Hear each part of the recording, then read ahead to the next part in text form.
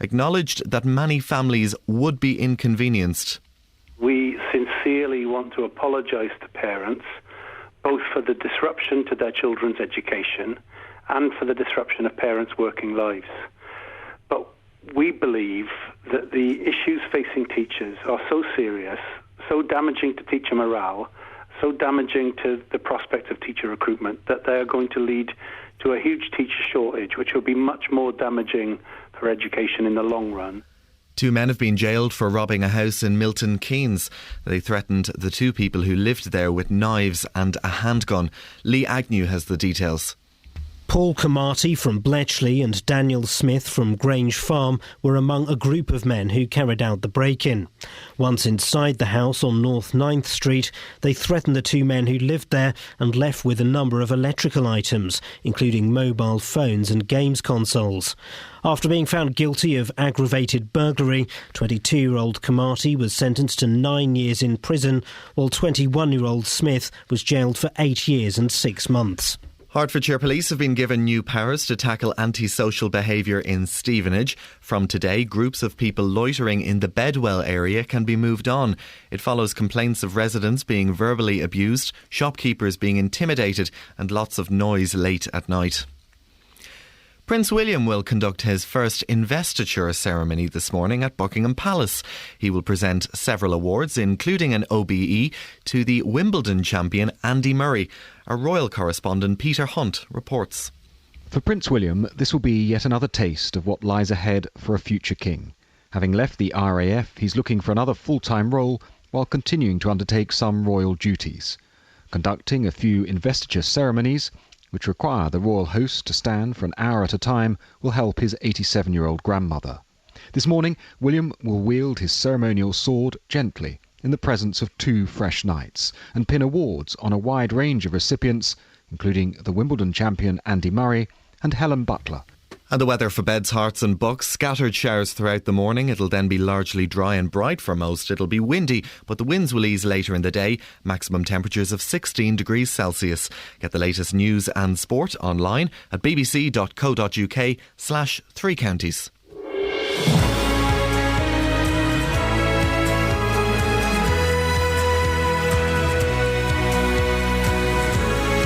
This is Iain Lee, BBC Three Counties Radio. I've come into the studio and my normal rubbish, tiny little screens have been replaced by one of the biggest computer screens in the world. It's blinding me, and for some reason it's sticking out really close to my face. I can't work under these conditions. I can't work like this. Oh, hang on, it turns out I have to work like this. Lots coming up on the show this morning, including the bedroom tax, the spare room subsidy, whatever the politicians call it. But we want to know how you've been managing since it came in.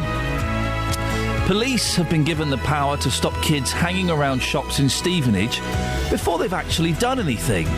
But dispersal orders just move the problem around. Also, are we too hard on fat people? Doctors are being told to be nice by nice. I'm suspicious.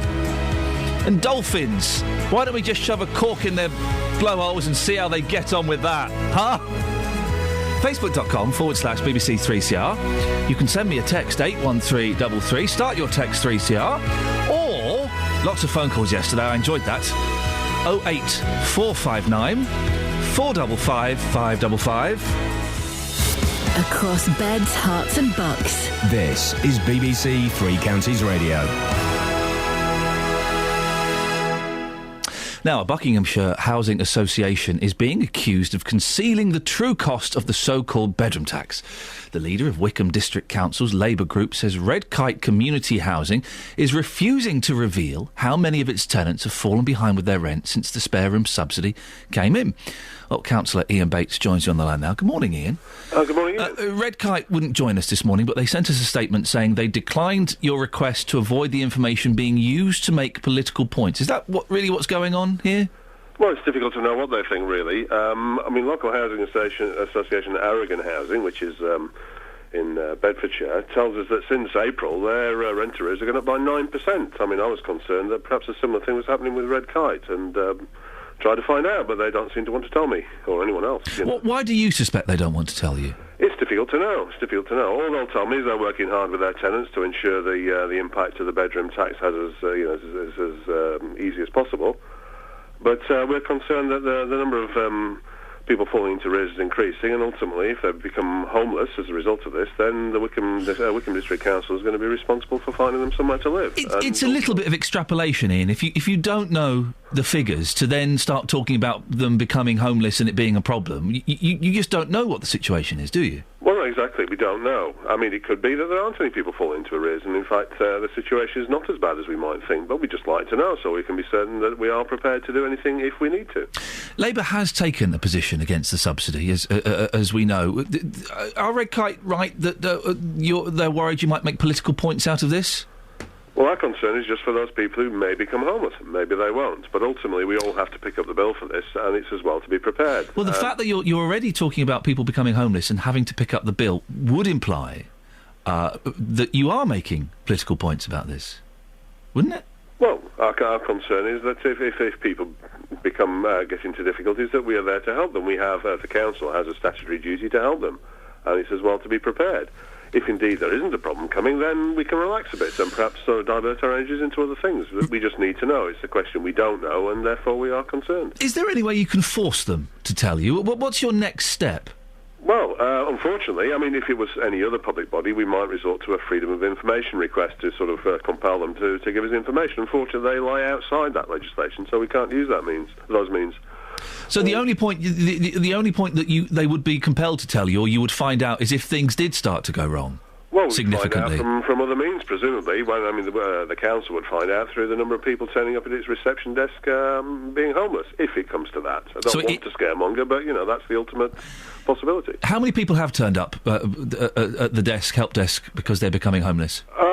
Well, it's difficult to say exactly. I mean, the numbers go up and down. At the moment, we're talking maybe half a dozen families, people a week. And is that different from, say, a year ago before the bedroom tax was introduced? Well, it's probably slightly higher, but I mean, the number only goes one way. The trend goes up. But if indeed there are a number of people sort of just about to become homeless, then it's as well we know and are prepared to do to help them.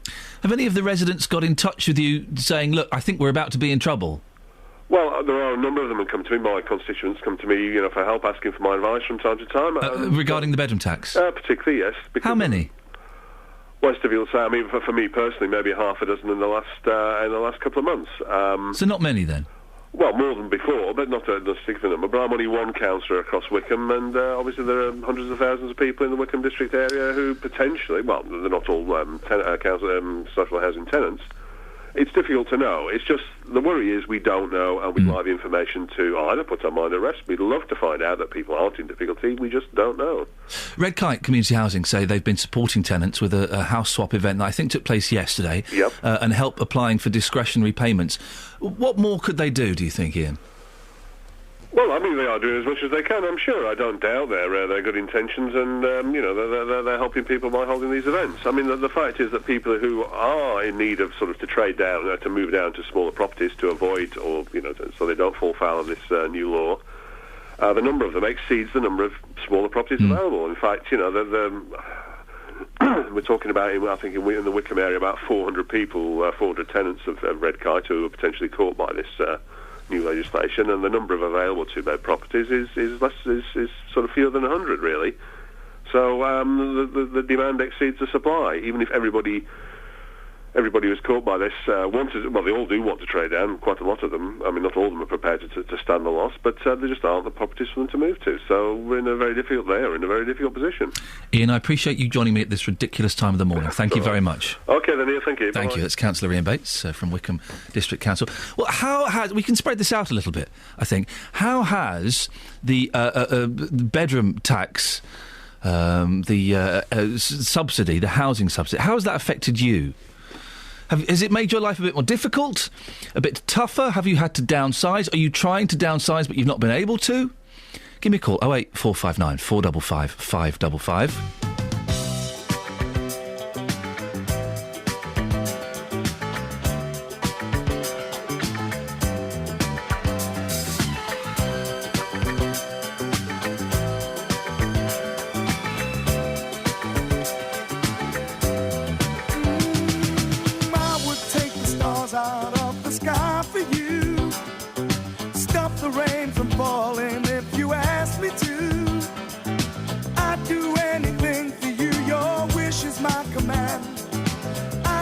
move a mountain when your hand is in my hand. Words could not express how much you mean to me.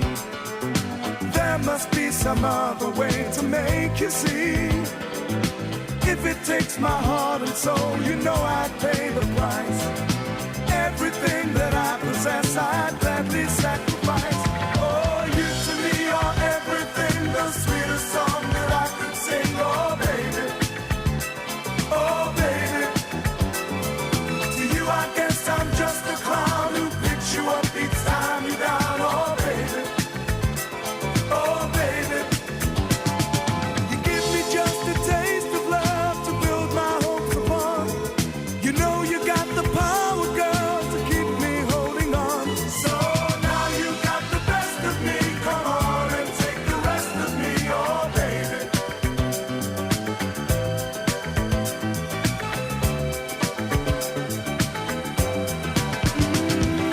Though you're close to me, we seem so far apart. Maybe given time, you'll have a change of heart.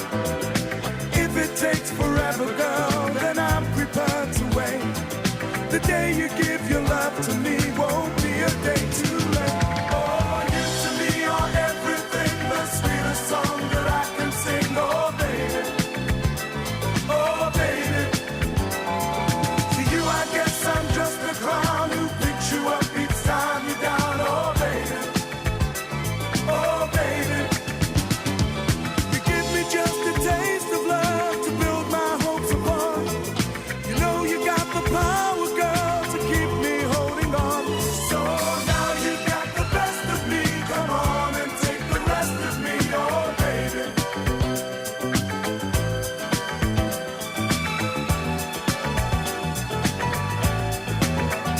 Oh, you to me are everything, the sweetest song that I can sing. Oh, baby. Oh, baby. Oh, baby. Yes, I need you, baby.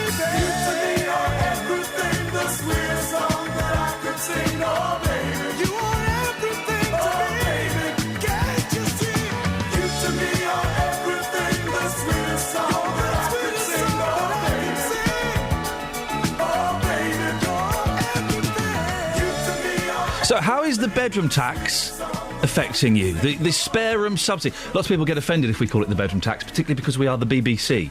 So they think we are taking a position of bias. No bias at all. I just wondered how it was affecting you. Have you managed to downsize or upsize?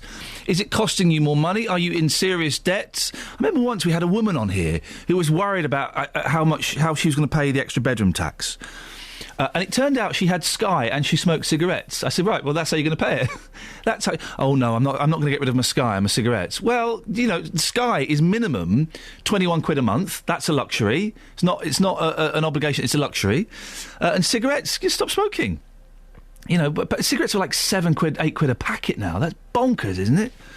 How is the bedroom tax affecting you, dear listener? 08459 455 555. And we'll talk about this story that's on the front page of the Mail, and it's inside some of the other papers. Don't be nasty to fat people. That's the Mail saying that, not me. Doctors should not blame patients for being fat, according to new NHS guidance. Well, what do you think? Are we too hard on fat people? Am I being offensive by calling them fat people? I probably am. There'll be someone listening to this taking offence by it. What am I supposed to say? I don't think you're supposed to use the word obese anymore either. What are you supposed to... I don't want to offend anybody this morning.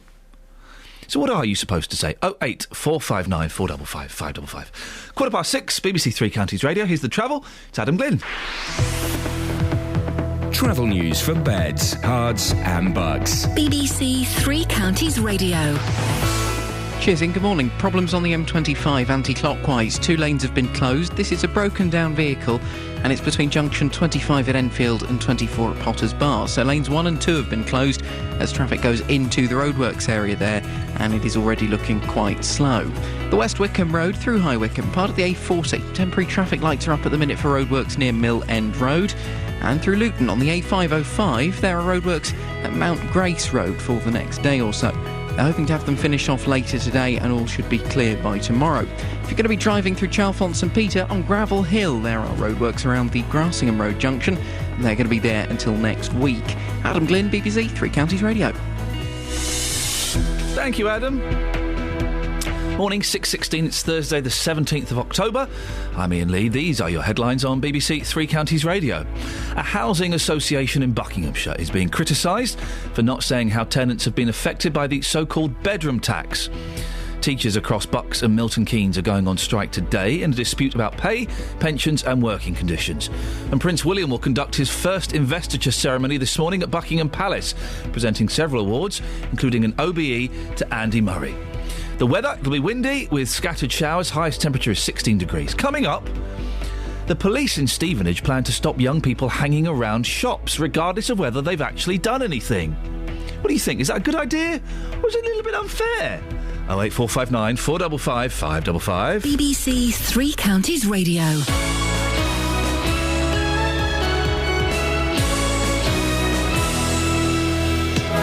Saturdays on BBC Three Counties Radio are about 6 minutes past 6, starting your Saturday morning. Let's get stuck straight into the news. memories, Let's begin with the UK charts from this day. With the UK charts. food, My Weekend Kitchen brings you delicious, simple recipes for you to make at home. sport Live commentary every week from your local team. and local unsigned music. BBC Introducing, bringing you local music to beds, hearts and bucks. For full programme details, go online to bbc.co.uk/Three Counties. Saturdays on BBC Three Counties Radio. Who wants to hear a really creepy, disturbing song? I do.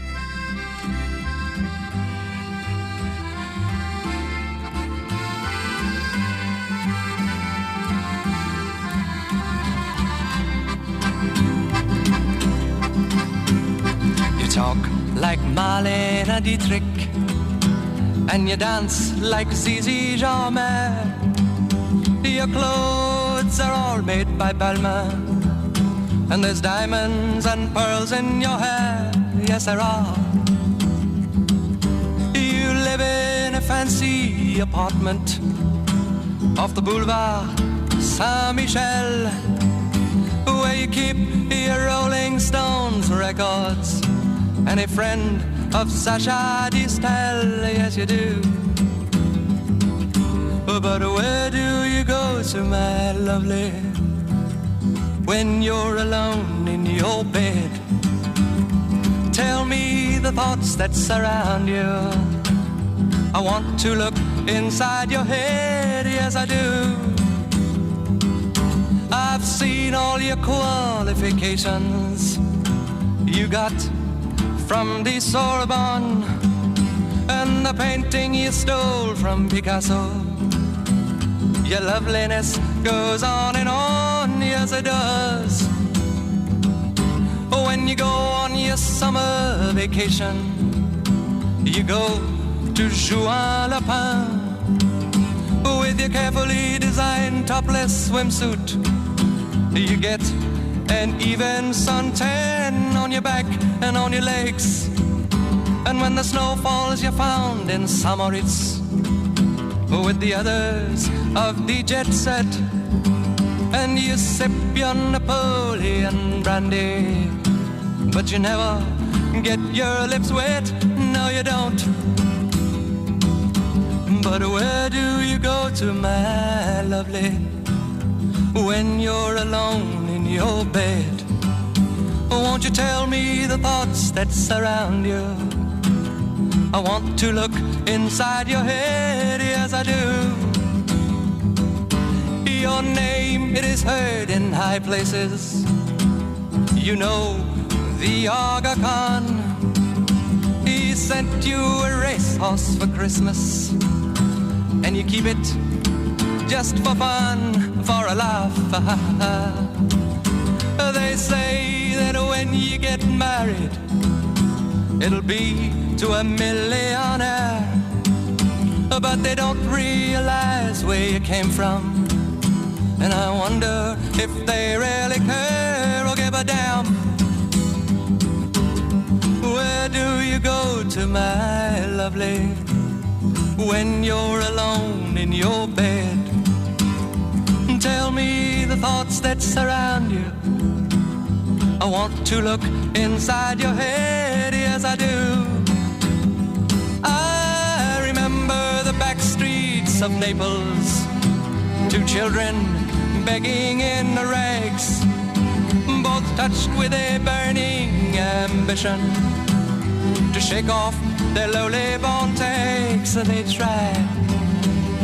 So look into my face, Marie Claire, and remember just who you are. Then go and forget me forever. But I know you still bear the scar deep inside. Yes, you do. I know where you go to, my lovely, when you're alone in your bed.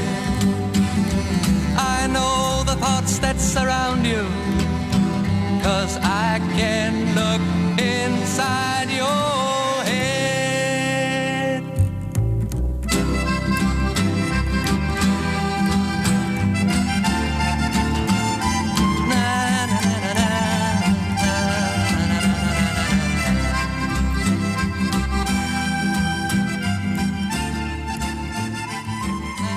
Morning, this is Iain Lee, BBC Three Counties Radio. Listen, you don't need to know the dramas of my life, but I'm going to tell you them anyway. I have various... You can hear Kelly Bett's working. Carry on, Kelly. Thanks. Okay. I have various screens in my studio that give me information, tell me who's calling, what's coming up next, what records we've got, all of that kind of stuff. One of those screens, the most vital screen, has been replaced by this huge behemoth. It's got to be 52 inches. And it's too big, and it's given me a headache. I've thrown a little hissy fit. And I've demanded that we get another screen back. So we just, during that rather creepy record by Peter Sarsden, we installed one screen. That one don't work. I think I'm beginning to see why the screen was replaced. I'm getting a sneaky suspicion I know why. Don't worry. Don't panic, Mr. Mannering. Don't panic. On the subject of bedroom tax, Mark's in Bletchley. Morning, Mark. Good morning, Iain. How you doing, mate? Yeah, I'm OK, thank you. What did you want to say about this? Well, I'm actually affected by the bedroom tax since April. You know, and obviously we have to pay council tax too as well. So you start off OK, and then you think, oh dear. Then your utility bill goes up, and you find you're having to budget even more. It's a very tough ride, and. So what are you what things are you missing out on because of this increased cost? Well, in the last year and a bit, I've had to I've sold loads of records in order to, and bikes and things to fund so I don't go into arrears. It's just general day-to-day cost is the worst thing. It's, you have to shop very, very, frugally now, and I never waste.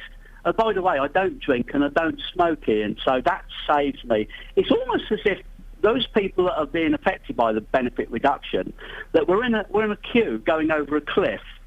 Sooner or later, a load of us will go in. It depends on how far in that queue you are. I'm about halfway up.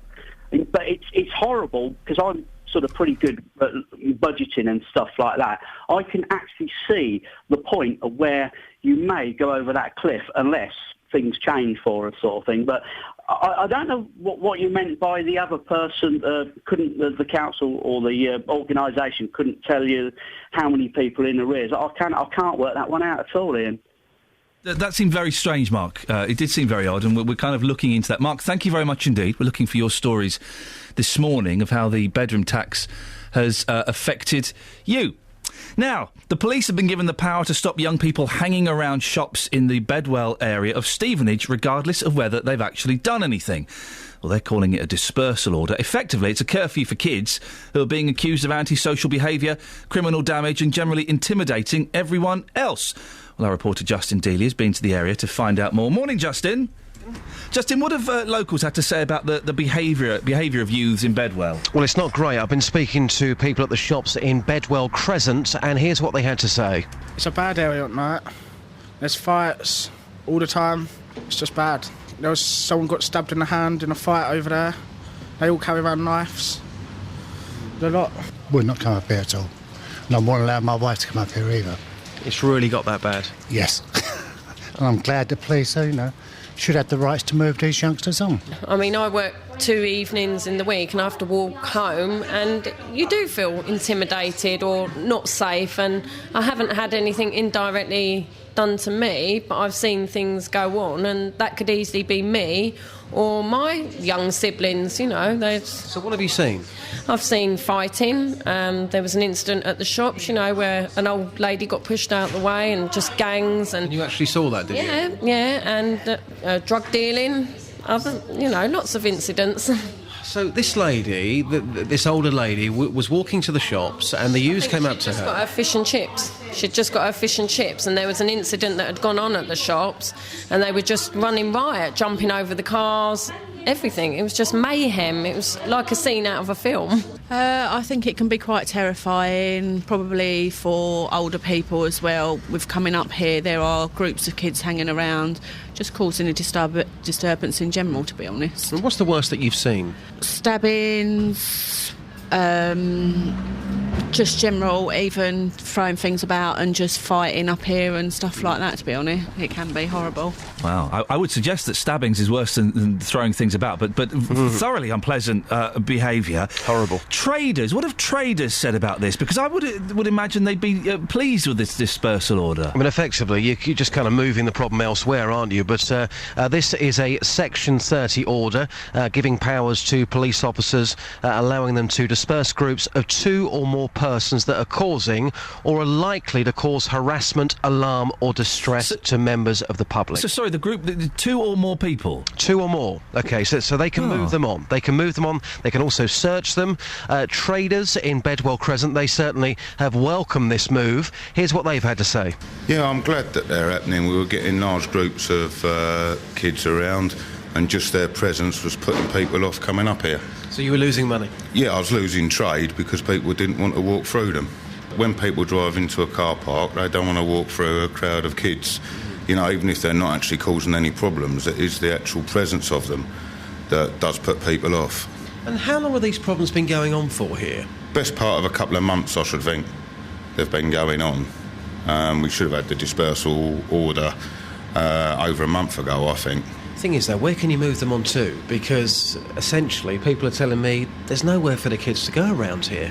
I hadn't thought of that question, to be honest with you. It's going to move them on somewhere else, aren't we? Well, that could. That would happen, yes. But there's lots of kids hanging outside, and the customers are afraid to come at night time, especially when it's getting darker now. So it's really scary sometimes, yeah, it is. So what sort of things have you seen that's concerned you? Well, I've seen kids fighting outside sometime, shouting, running around, things like that. OK, I'm starting to get my opinion on this, Justin. I wasn't sure what I felt about this. And I don't like walking through groups of kids, but kids have always gathered outside the Spa or outside the Happy Shopper or outside Boots or whatever. Kids have always done that. I've done that. You've probably done that. It's what kids... And I feel a little bit intimidated walking through them. That's my issue. And the first gentleman there said an interesting thing about them being moved on even if they're not causing any trouble. Yeah. That seems a little bit harsh to me. I mean, for him, of course, he's thinking about his business. Yes. He's thinking about his trade. If people are scared to come out at night, he could lose his business. But we're not just talking about kids hanging around. Some of the things that we've heard mentioned, fighting, stabbings, drug dealing, underage drinking. So clearly, when it comes to those people, the police have got every right to move these people on. But if you've got kids that are just hanging around because there's nowhere for them to go, should they really be moved on and treated like that? That's the question for me. We're always told, get your kids out in front of the TV, stop them playing the Xbox and the PlayStation, get them out and about. Oh, hang on, now they're out and about, get your kids indoors. Well, you know, the people that I've spoken to in Stevenage, in the Bedwell area, they all say exactly the same thing. This is all very well, you know, bad things are happening here, but at the end of the day, there's nothing for the kids to do. When they've got nothing to do, you know, they may well get involved in drug dealing because they are bored. Justin, thank you very much indeed. Yes, boredom can lead to drug dealing. Don't let your kids be bored. Thank you, Justin. I'm starting to get an opinion on this. I'm starting to think, yes, if kids are stabbing each other, hey, arrest them. If they're fighting in the street, arrest them. If they're using bad language a lot in the street, have a word with them. If they don't stop, knock their heads together. But just dispersing them because they're sat outside Nissa, they're sat outside the Happy Shopper, trying to get people to buy them fags. Really? You can't disperse them for that, can you? A little bit later than usual, 6:30, let's get the travel. Travel news for beds, cards and bugs. BBC Three Counties Radio. Traffic steadily building on the M1 southbound toward London, but things are still looking pretty decent. Traffic's moving well past Hemel Hempstead and down toward the M25, but if you're going onto the M25 this morning, problems anti-clockwise. 2 lanes are closed. This is a broken down vehicle in the roadworks stretch between junction 25 at Enfield and 24 at Potters Bar. Lanes 1 and 2 are closed off at the moment, so all traffic's having to try to get past in lane 3, and it's already congested back to Waltham Abbey at junction 26. Very slow going. If you're driving into London, the A1 through Boreham Wood already starting to get quite busy on the cameras from Stirling Corner toward Apex Corner. Doing well on other stretches of the A1 and the A1M though, and no delays on the M40 cameras. Adam Glynn, BBC Three Counties Radio. Across beds, hearts and bugs. This is BBC Three Counties Radio.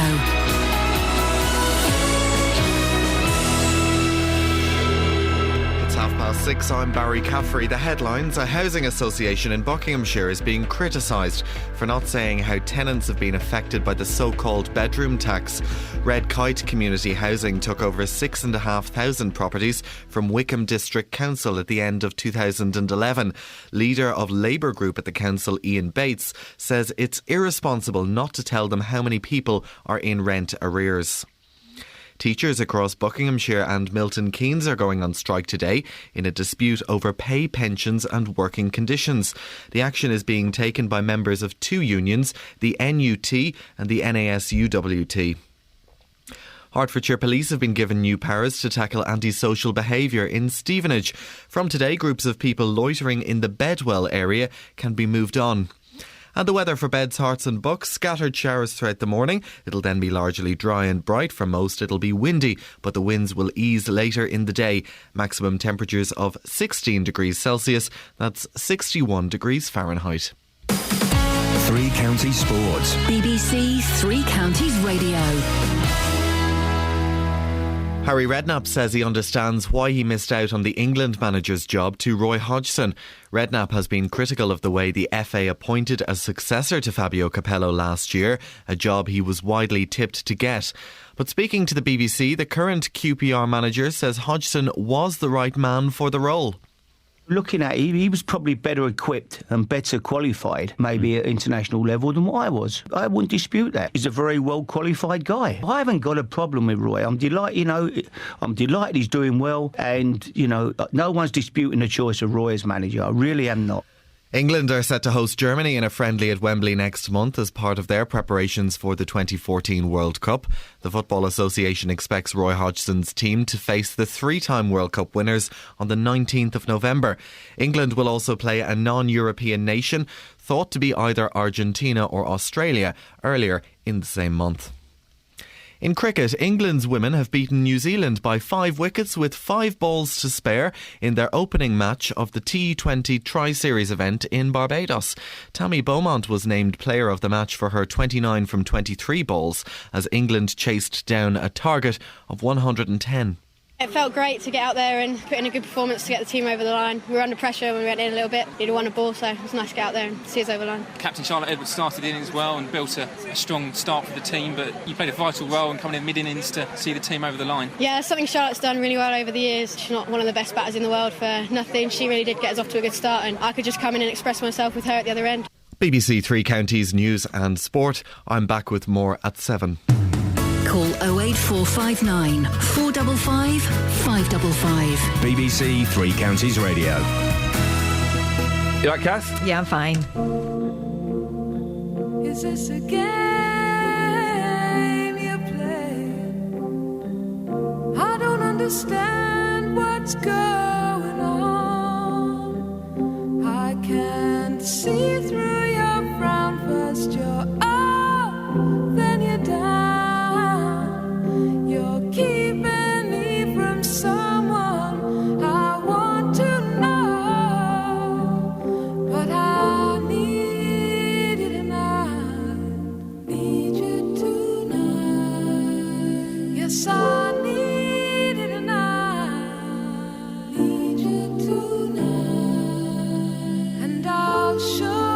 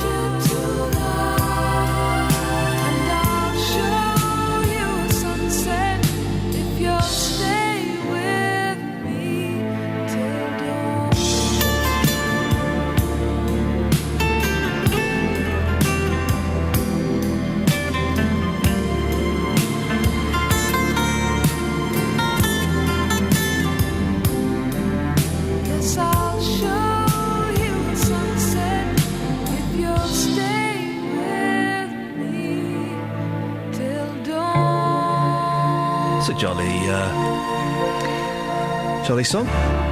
Oh, what a jolly chord. What a jolly chord to end on. Kelly Betts. Kelly Betts in the studio next door. I know we've had you running around like a lunatic this morning. Because there's any chance you could find us kind of something a little bit more upbeat? Sure. Because that was a little bit downbeat. Have you got that Chaz and Dave album? Hey, there's a Twitter campaign to get Chaz and Dave in the top 40. Really? Yeah. Is it set up by Chaz?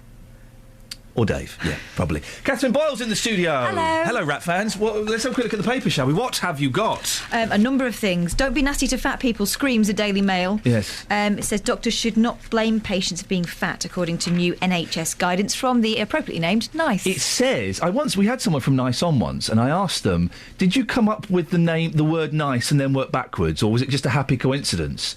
And she didn't understand the question. Really? Yeah, which I was... She must say it all the time, though. Who do you work for? NICE. Because I always wonder, with these companies that have got names, what is it called? An amalgamum? No, a euphemism. An anagram. Pandemic. Pandemic. Pandora's box. What's it called? Kelly, we're asking Kelly, we're in trouble. What's it called? Anagram? No. Acronym. Thank you. That's it. Thank you, Kelly. When they've got an acronym, do you start with the word and work backwards? Also, if you're nice, sometimes they can't be nice. Sometimes they have to make tough decisions. Well, they couldn't be. Imagine if they put their name together and go, look, it spells nasty. Oh, no, we can't do that. We'll have to change it. They should be called fair. And also, it's not nice. It's niche. It's the National Institute for Clinical Health and Excellence. It's niche. Well, what's all this nice nonsense? They're a niche, not a nice. So they've chosen to call themselves nice. Yeah, well, that's cheating. You can't do that. Write them a letter. I'm going to write them a letter. There's a story in here in the Sun, the short arm of the law exclusive. It took me ages to work this out. Hello, but they spelt low. Low. Killjoy police swoop on stag party dwarf dressed as a copper. There's photographic evidence. A stag party dwarf dressed as a policeman was swooped on by cops and threatened with arrest for impersonating an officer. See the picture? Oh, yeah, there's some swooping going on. Charlie... His name's Charlie, but they don't say what his surname is or anything. Charlie... Like we're all supposed to know. This is the first introduction of the gentleman. Charlie had handcuffed groom Darren Rogers, dressed as a pantomime horse, and led him to a racecourse in a prank paid for by pals. Charlie faced being nicked for imitating a bobby and possessing a lethal weapon, his little truncheon. Darren, the groom, goes on to say, you see lots of kissogram police girls. There seems to be one rule for attractive women, another for dwarfs. And there's... this is this bloke's job, isn't it? This is this bloke. He said. Charlie says, "I've been doing this job for years, and I had to keep my kit as the next day I was at a policeman's wedding. They said, 'Are you serious?' Well, I just think this is." There are no height restrictions in the police now. I think that there's a dwarf working somewhere, so they argued I could be genuinely impersonating a policeman. I think that's outrageous. Good grief. Let the little fella have some fun. Waitrose puts bone marrow back on the menu. Whoa! The moment we've all been waiting for. That's the juice. That's when you give a dog a bone. That's what they're going for. That's why they lick the end of your bone. Because they want to get the juice out of your bone. That's what it's like the fig in the fig roll, isn't it? Isn't it just? Sweet, sweet bone marrow. They've given you, the Daily Mail's given you a nice recipe for roasted bone marrow on toast with parsley. Beautiful. It's a bit of parsley. I haven't really been crying out for bone marrow. I don't know how many other people have, but good news if you have. If anyone's ever tried bone marrow, it's always a good phone in when you say, what weird stuff have you eaten? It turns out most of the people listening to this kind of show are perverts. I got a slap once from an auntie when I pointed out that tripe looked like dog food. What is tripe? I wasn't a grown-up child. I was a kid. Tripe is dog food, isn't it? It is, I think. Here's things you shouldn't eat, okay? Tripe, bone marrow, liver. Now, black pudding, I don't have a problem with. It's blood. It's fried blood. What is white pudding? That's gizzards, I think. I think maybe the rule should be the further tucked away it is inside you, the less you're supposed to be eating it. Kelly, sorry, Kelly, what do you think? What do you think white pudding is, Kelly? Oh, she's too busy talking and doing her job. I do, after 80-year courtship. There's a love story that began 6 years before the outbreak of World War II. Yeah. 80 years on, a couple who fell in love and moved in together in 1933 have decided to cement their relationship by getting married. Too long. Jose Manuel Riela, 103, vowed to give himself to Martina Lopez, his 99-year-old bride. Jennifer Lopez's mum. Do you know what? I think after 80 years, maybe after 50, you give up. I think if you've been together for 8 years or more, you're not going to get married. Who's breathing? Is there someone asleep in the studio? I can hear some really weird, heavy breathing. I think it might be... Hello? Hello? Hello? Hello? Hello? Hello? Hello? Hello? Hello? Hello? Gone. Oh. Hello? What's going on? Who's there? Me. Who's that? Oh, I recognise that boring old laugh. Listen to me, you're talking a lot of tripe as usual. Go on, why? Because I lived in a tripe shop for years, that's why I can speak excellent tripe. A tripe shop? Yep. A shop that sold solely tripe? No, we sold cooked meats as well, during the war. Oh, right. Tripe is, it should be green, obviously, because it's the stomach of a cow. Oh, for goodness sakes, the stomach of a cow? Hang on a minute. This one was like yellowy white. No, it's not. They actually bleach it, so it should come out white. It's a bleached stomach of a cow? Yummy. It's meat, for goodness sake. Oh, but it's not really, you eat some very funny parts of a cow. Well, what's the funniest part you've ever eaten? Trotter. Oh, yeah, I know about people eating the trotters. They eat the But hooves. no one eats udders, do they? Yes, they can do that as well. What? Of course they eat the udder. Who has pull the other one? Who has ever eaten an udder in their life? I have. What does it taste like? Chicken? Yes, no, it's like everything else. It depends on what your tastes are, put it that way. Is there a hole in your chest? I can hear air escaping from you, Dennis. No, it's this blasted chair that squeaks. Oh, okay.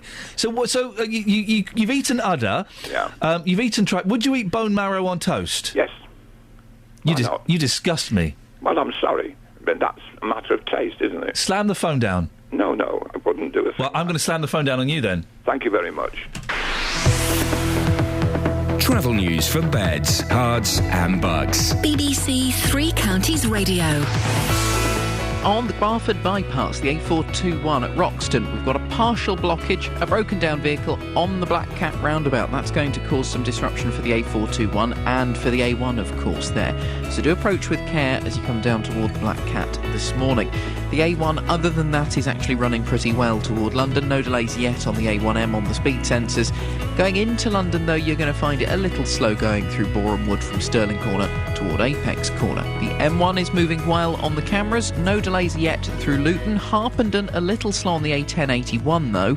And we've got M25 problems. Anti-clockwise, 2 lanes are still closed because of a broken down vehicle between Enfield and Potters Bar, junction 25 and 24 through the roadworks. So lanes 1 and 2 are closed. Traffic's having to get past in lane 3. It's causing congestion back to Waltham Abbey at junction 26. Adam Glynn, BBC Three Counties Radio. Thank you very much, Adam. 6:46, it's Thursday the 17th of October. I'm Iain Lee. These are your headlines on BBC Three Counties Radio. A Buckinghamshire housing association is being accused of concealing the true cost of the so-called bedroom tax. Some schools across Buckinghamshire are affected by industrial action today in the row between unions and the government over conditions and pay.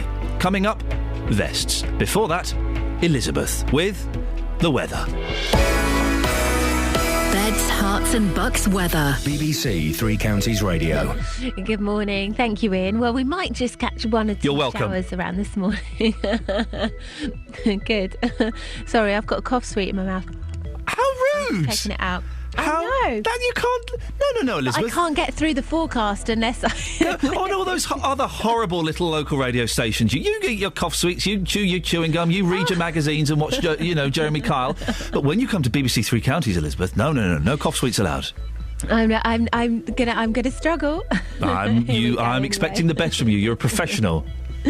Well, thank you very much, Iain. Well, it's not actually too complicated today. We might see some showers around towards southern areas through this morning, but otherwise, it's not going to be a bad day, particularly this afternoon. That's when it's looking driest. Still the chance of 1 or 2 showers popping up here and there, but most places, I think, are going to stay dry, and there'll be some good spells of sunshine. You'll notice that it is quite a mild start as soon as you step outside the door.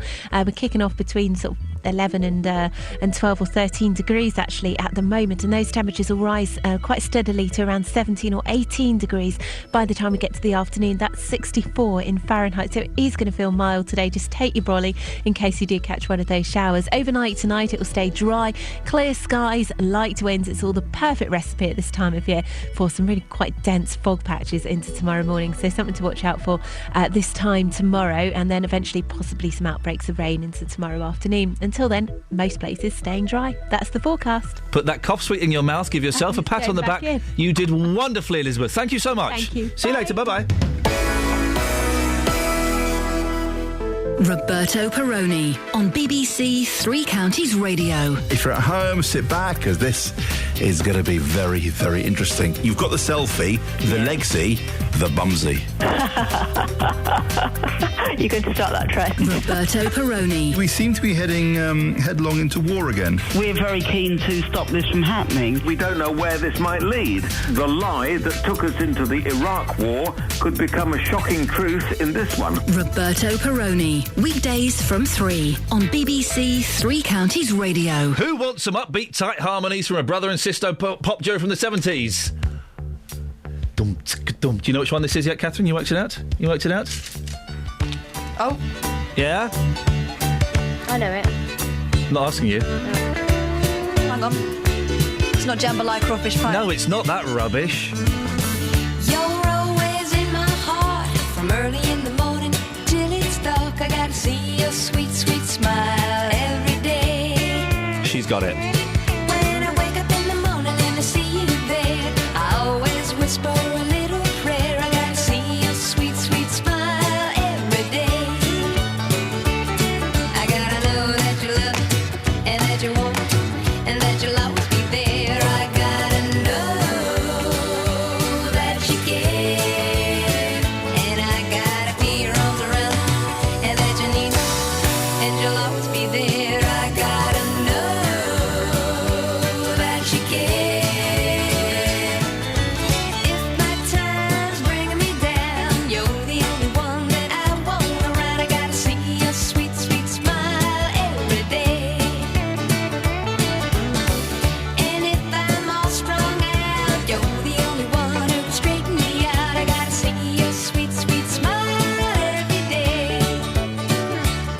I gotta know that you love me and that you want me and that you'll always be there. I gotta know that you care, and I gotta be your arms around and that you need me and you'll always be there. I gotta know that you care.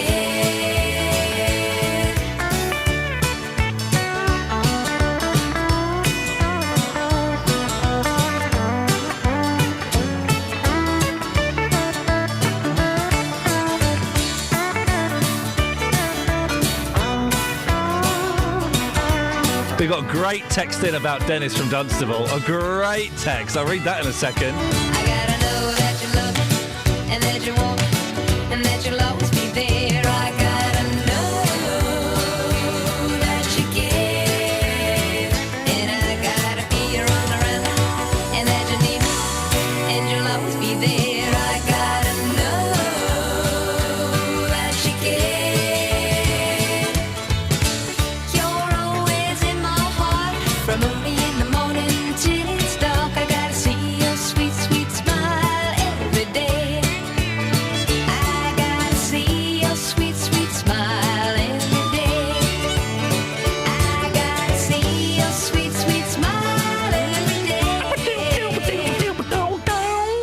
Joe in Letchworth, be honest, hasn't that brightened up your day? Since I turned my radio on at 6 o'clock this morning, it has brightened up my day. But the Carpenters singing tomorrow, we're going to play Top of the World. We're going to play that. Joe, you've not called in, though. Joe, but listen, before we talk about what you've called in for, and it's very important what you've called in for, we've had a few texts. Let me read one now. I don't know if you heard Dennis from Dunstable a few minutes ago saying he'd eaten udders. Well, Tony has texted him. Iain, nearly every subject you talk about, Dennis has done it, been there, worked there, tasted it. He even got paid laying down expenses for being a taxi driver. What on earth is this man? Well, I think it does warrant some further investigation, Joe. We just don't know what this man is. His name's Topper. Topper? Topper, yeah, we used to have a guy like that at work called Topper. Anything that you've done, he's done better. Topper. That's you, isn't it, Justin? You're our Topper. You're outrageous. Absolutely outrageous. Joe, you've got some... I wish that were a soundbite. It's not. It's actually the real Justin Dealey, isn't it? It is? Yes. Joe, you've got some travel news for us. Go on, what have you got? Yeah, anti-clockwise on the M25, there was a broken-down lorry which was closing the lane 2 and lane 3. But having been chauffeured down to Kent this morning, they've now shut all 3 lanes and there is no traffic going anywhere and there's police trying to get through and break down lorries and all sorts. So it's an absolute nightmare. Anyone going anti-clockwise this morning has got no hope of getting anywhere very soon. Oh, I love that giggle in your voice when you know that thousands of other people are potentially screwed. It's not... isn't it? So, no, let's be honest. And you know, sometimes it's a nice feeling, isn't it? It's a wonderful feeling. It's like... You know, thank goodness I'm not sitting in that. Yeah. Just tell us exactly where it is again, Joe, so people can try and avoid it. It's anti-clockwise. It begins at junction 24, which is the Potter's Bar turn, and the tailback seem to be going all the way back past junction 26 and towards the M11. So on the M25, wow. OK, Joe, listen, I appreciate that. Thank you very much. I know it's not nice, Justin, but if you've just passed through something, or you're driving past really bad traffic, sometimes there must be a part of you that goes, no, suckers. Because I'm a nice guy. Oh, for goodness. I'm just an average nice guy. All right, Topper. Now, listen, we've got you on. Vests. You got a busy morning this morning, by the way. So very, very busy. Let's crack on. Vests. We noticed that our reporter, Tony Fisher, yesterday was wearing a vest. You wear vests sometimes, don't you? No. Oh. Let's get this right. I wear vests in the summer to look cool with my shorts. I would never wear a vest during the winter because it's not cool. And you wear a vest in the summer. That's just your top. That's your main top, isn't it? I like to show a bit of chest. What can I say? Oh, you could apologise for a start. No, now, you love it. Come on. We sent you out to do some research. Are vests popular with people out in the 3 counties? Well, yes. I've been asking men if they wear vests. They are very popular. It prompted an angry response from one man, but here's what men had to say. I do. What's your excuse? It's just extra insulation, keeps me warmer in the winter. Yeah. The more layered up you get, the warmer you stay, I guess, really. Yeah, I do, yeah. You do? Yeah. Why? I just want to put some layers. I need to feel warm. I mean, is this something you've always done? No, it's something which it's new to me. A year ago or so. Yeah, and you feeling good? Yep. Yeah, can you show me your vest top? Cool. What colour is it? Black. You smoothie. Take care. You can. Do you wear a vest top? Say again? Do you wear a vest top? Who? Do you wear a vest top? Yeah. Give me this. Show me. Show me, bad boy. Wow, look at that. That's white, it's clean. Do you feel good when you're wearing a vest top? Yeah, because it's 2 or 3 layers. It helps the cold, you know. Too early. Just ask if you wear a vest top. Seriously, can you please leave me alone? Maybe, don't know, could do, don't know. Thank you. Yeah, can you go away now? Thanks, mate. Is it as simple as that, Justin? Just asking you to go away now, and you do? I do. I mean, to be fair, it was quite, a simple question. Do you wear a vest, yes or no? But for some reason, he got very, very angry and gave me a pathetic answer, to be quite honest with you. I thought you were just an average nice guy. Now, listen, the thing I want to ask, get you to go out and do this morning, we've got lots for you to do this morning, so busy. The front page of the Mail, it's in a few of the other papers. NICE tells doctors to show respect to obese patients. The headline is, don't be nasty to fat people, exclamation mark, which kind of, in my mind, means the Daily Mail have made their stance. They possibly think this is ridiculous. Yes. And I'm saying fat people, I do wonder if that's offensive. So can you go, I don't know quite what the question would be, but could you go out and ask people about our attitude towards fat people, obese people? I will do. I mean, doctors should not be blamed, or should not be blaming patients for being fat. Sorry? This is what it's saying in the Daily Mail, isn't it? Okay, yes. So doctors should not blame patients for being fat, according to these new guidelines. Now, I'm a smoker, so if I got lung cancer, well, you'd have to blame me for getting lung cancer because I smoked in the first place, correct? Correct. So I don't understand what they're trying to say with this. You know, if you are somebody who is obese, fat, call it what you want to, unless you've got a medical condition, surely that's your problem. Now, listen, you do lose some of your responsibility in smoking because you are addicted to it. So that thing, I think, makes things a little bit different. And also, there are some overweight people who are addicted to food. Their food addiction is a genuine addiction as powerful as smoking, as powerful as drugs and alcohol, for some people. And I think they perhaps need to be treated differently. But if it's just, you know, you have 5 Ginsters for breakfast, then, you know, maybe doctors are right to blame people and suggest alternate lifestyles. You know, we can all change our lifestyle. I went to the doctors years and years ago. I was about 16 stone, and they said to me... What? Yeah, I was. Really? I was overweight. You know, I never ate any fruits, any vegetables whatsoever. Everything was fried for me. I was 16 stone. I was very, very unhealthy, and I changed my lifestyle, and I lost a few stone, and I felt a lot better for it. Now, there was no medical conditions involved there. I know people in my family who comfort eat, you know, that they're quite happy to go into the freezer and eat a whole tub of ice cream because it makes them feel good. Now, those people, Justin, you know, it's their fault. Sorry to interrupt. Can I just try something? Or go away? OK, mate. It works! It works! Thank you, Justin. Travel news for beds, cards and bugs. BBC Three Counties Radio. Delays this morning on the Barford bypass, the A421 coming down to the Black Cat roundabout. It's because in the roundabout we've got a broken down vehicle. It is partly blocking things there, so approach with care if you're coming along the A421 or the A1 on the approach to the Black Cat. Things looking reasonably good on the rest of the A1 and the A1M as you make your way down toward London. Maybe a little bit slow as you go past Stevenage and toward Knebworth, and then definitely slowing a wee bit as you get into London through Boreham Wood, with the usual delays past Apex Corner. Got a little bit of traffic on the A1081 in Harpenden. Not too bad, though. Problems on the M25 anti-clockwise. It's a broken down vehicle being recovered between Enfield and Potters Bar through the roadworks. Slow back to Waltham Abbey. Adam Glynn, BBC Three Counties Radio. Thank you very much.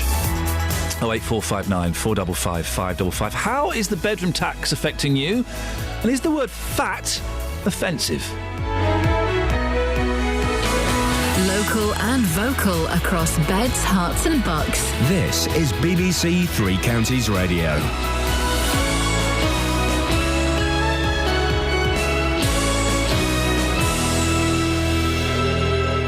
It's 7 o'clock. I'm Barry Caffrey. The headlines: Bucks Housing Association in bedroom tax row, police in Stevenage using a curfew to tackle antisocial behaviour, and Prince William to present Wimbledon champion with OBE.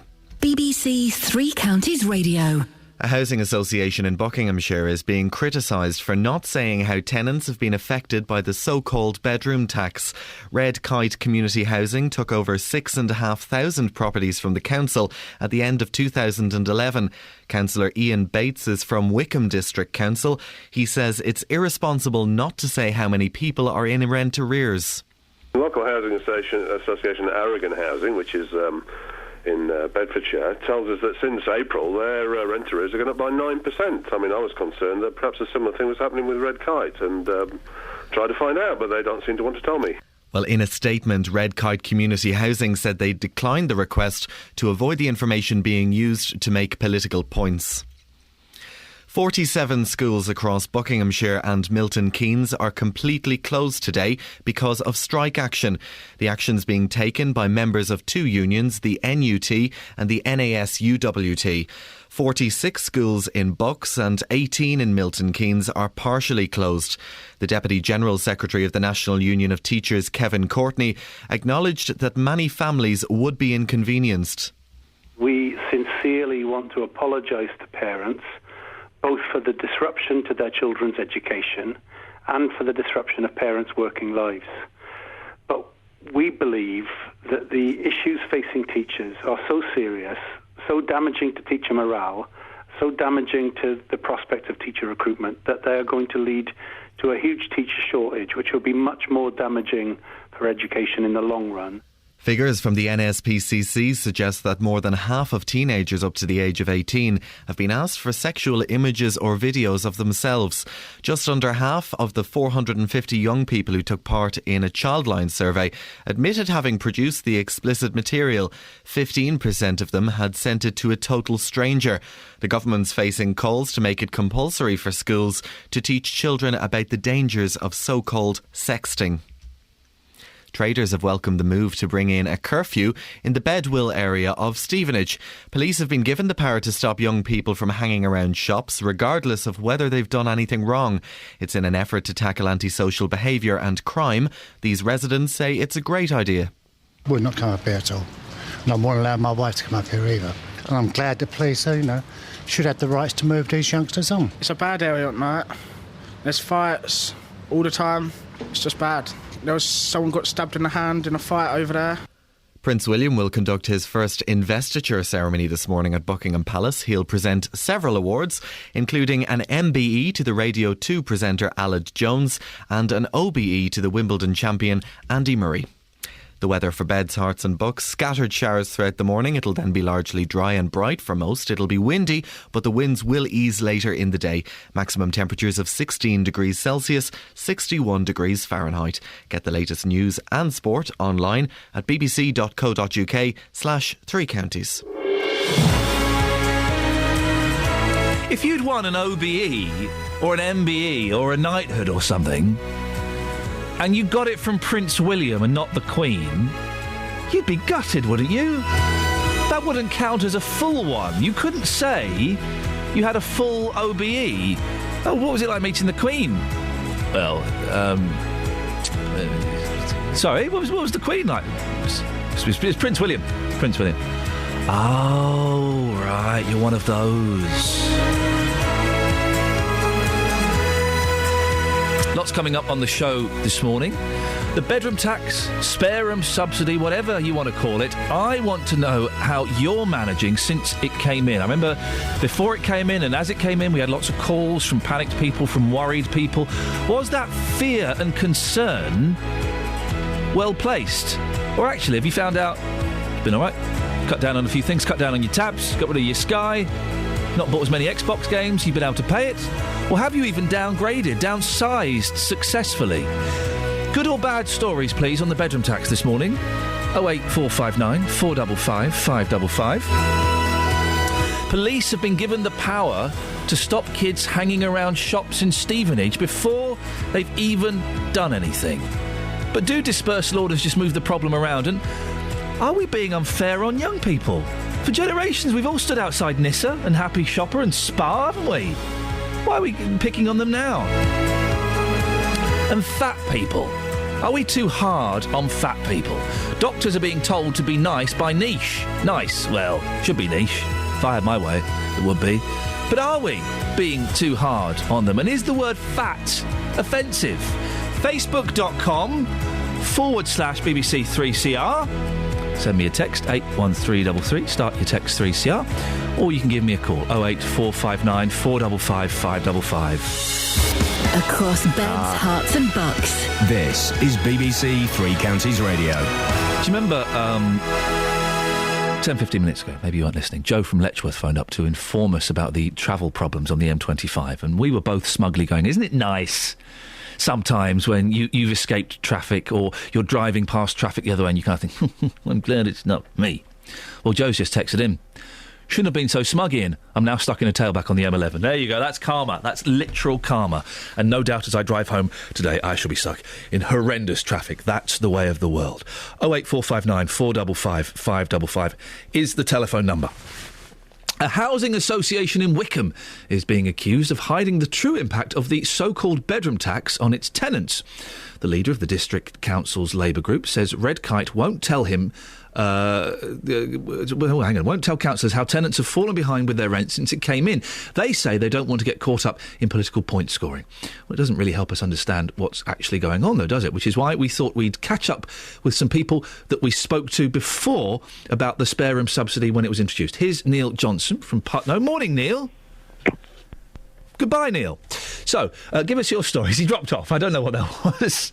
We'll get him back, don't worry. Give us a call with your stories. How has the bedroom tax affected you? We've heard on this show and on Jonathan's show, lots of callers, lots of you telling us how you were worried that you had medical equipment, you had a spare room, and it was used because you had joint custody of the kids, or family came to stay, and you weren't going to be able to afford it. Well, how have you coped with it a few months on? Has it been a nightmare? Has it been a real problem for you? Or actually, has it worked out in your favour? Have you downsized to a nice house? Have you found the money to make up that drop in benefits? 08459 455 555 is the telephone number if you want to give us a call. You can go to facebook.com/BBC3CR. Have we managed to get Neil back? Is Neil back? No, Neil's not back. We'll try and get Neil a little bit later on. Let's have a look at some of these. 08459 455 555. We're talking about this story on the front page of the Mail. It's in a lot of the papers. Don't be nasty to fat people! ! Which kind of implies they think this is a little bit ridiculous. I don't know where I am on this. I'm not a fat person. I've never been a fat person. So I don't quite know what the right way around this is. The story goes, doctors should not blame patients for being fat, according to new NHS guidelines. It urges GPs to be more sensitive when dealing with obese patients using a respectful and non-judgmental tone. Well, respectful is right, yes. Doctors are respectful, aren't they? The approach is designed to minimise harm, according to the National Institute for Health and Care Excellence. With Britain in the grip of an obesity epidemic costing the NHS £5 billion a year, NICE calls on doctors, GPs and other health workers to monitor their tone and not add to the stigma of being fat. Last year it emerged that several NHS trusts are refusing to give certain treatments to fat patients unless they lose weight. Right, well, what do we do? What do you do? This is a genuine question. Not trying to be controversial or outrageous. I don't know. What words do we use for fat? Big, beefy, bulky, broad? Do we go for those? Chunky, chubby chubs? Are those more appropriate? Heavy. The Americans like to use heavy, don't they? That's kind of their word. Stout, stocky, solid. I don't think we can use obese anymore. I thought obese was kind of taken off the list of words that we use, as language evolves. So, are we too hard on fat people? Let's establish the first thing. What word do we use? Is fat an OK word? There was a call, wasn't there, a couple of weeks ago from a children's expert. If you have fat children, to tell your children they're fat. I'm not sure if that's necessarily the way around it. 08459 455 555 is the telephone number. Give me a call on this one. I don't know what the correct word is, and I would like your opinion, please. Fat, it feels a little bit nasty, I don't know, bullying? Or is it just an accurate description? 08459 455 555. Should we have a quick look at the front page of the newspapers? Yes, let's do that, shall we? Let's do that. Let's have a look at the Times. City unfit to look after our pensions, says Charles. Prince of Wales launches fierce attack on £2 trillion industry. It's good of him to stand up, isn't it? The multi-millionaire Prince Charles to stand up for the common man. The Prince claims the short-termism of city investors was increasingly unfit to provide for an ageing population. And then next to that, there's a picture of the Duchess of Cornwall stood by loaves of bread. Really weird loaves of bread. And also, they've got this, don't be horrible to fat people, GPs told. Doctors should not blame people for being fat. Whose fault is it if you're fat? OK, if you've got... if you've got food addiction, then maybe it's not your fault. And some people will be listening to this going, well, hang on, food addiction does not exist. Well, yeah, it does. The same way that drug addiction and alcohol addiction exists. But whose fault is it if you're fat? 08459 455 555. Right. From now on, the police will have the power to move on young people hanging around a parade of shops in Stevenage, regardless of whether they've actually done anything wrong. The dispersal order has been brought in response to residents' complaints about kids being at best a nuisance and at worst smashing up things in Bedwell last night. Our reporter Justin Dealey has been there. Justin, what have the locals had to say about antisocial behaviour in the area? Well, Ian, I've been talking to people at the shops in Bedwell Crescent. It's not particularly pleasant what they've had to say, but here's some of their views about behaviour in that area. Horrible. Really rough and horrible.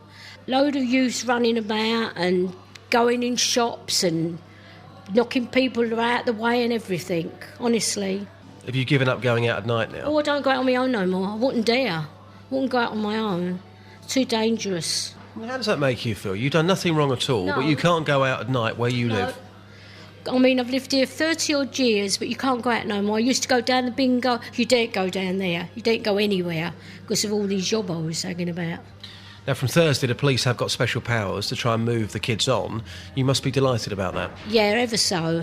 Pity they just don't move them out the town. Chuck them in the cells where they belong. It's a bad area at night.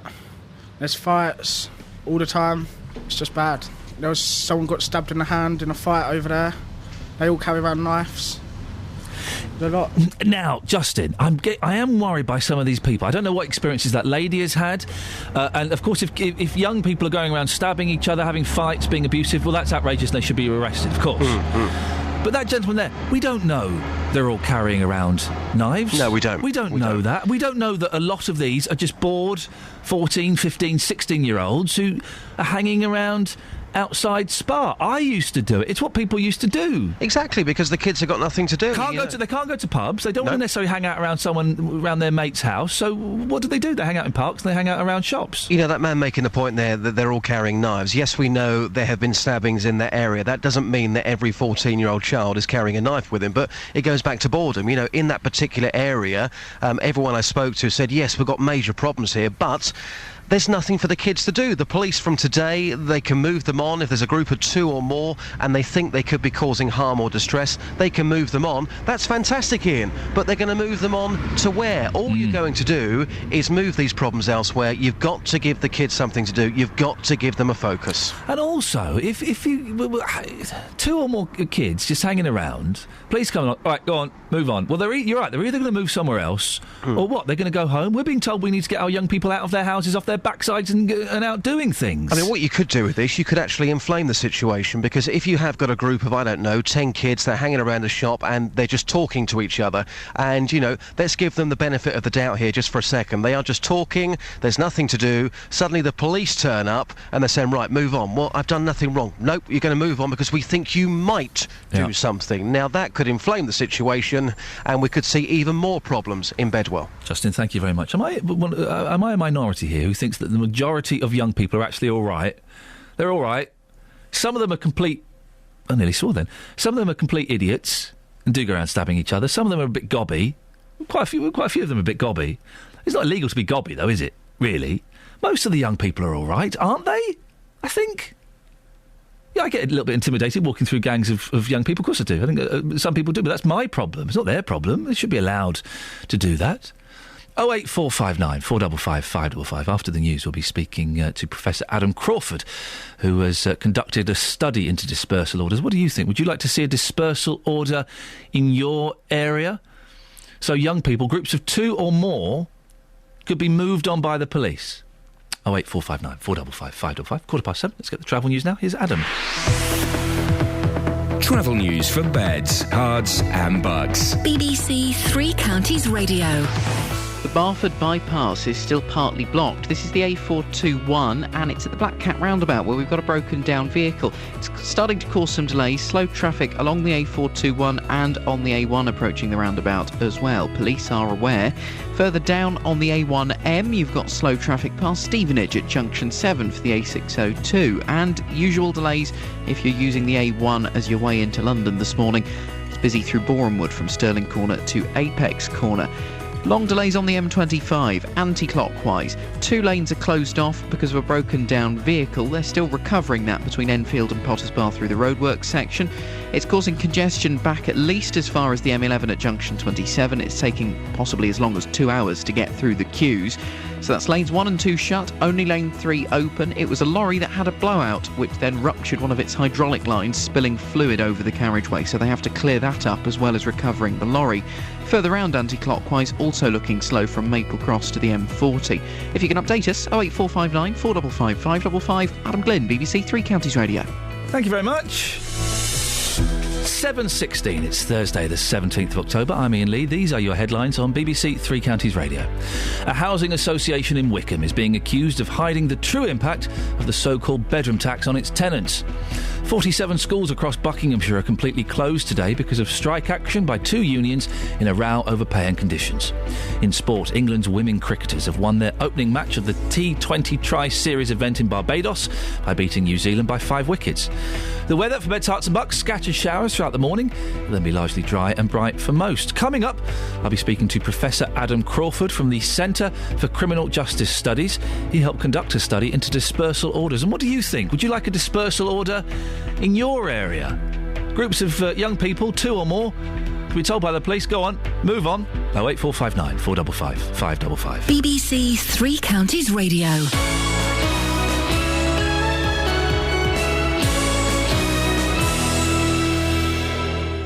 Every weekday from 12, Nick Coffer brings you... 30 years ago, Doug Moody set up the Greenbank Music School in Luton with a philosophy that music should be fun. It was getting other people involved, just doing everything. I'm just a person that just loves to do things. Nick Coffer. EOS have decided that for their September show, they'll be performing their version of the Tony Award-winning musical Rent. 525,600 minutes. Quirkology follows the clumsy, endearing life of Rupert Quirk. A lot of people have actually said, he's just an exaggerated version of himself. Nick Coffer, weekdays from 12 on BBC Three Counties Radio. So, Stevenage, various areas in Stevenage, the police will have the power to move on young people if they just like hanging out. Dispersal order. Things been happening in Bedwell. What do you think? Would you like it in your area?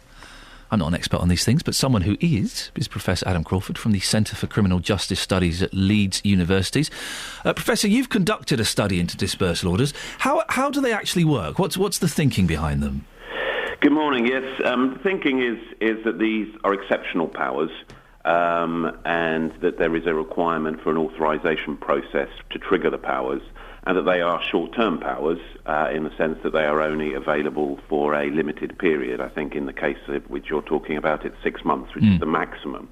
And I think that raises some real issues about how the powers are used.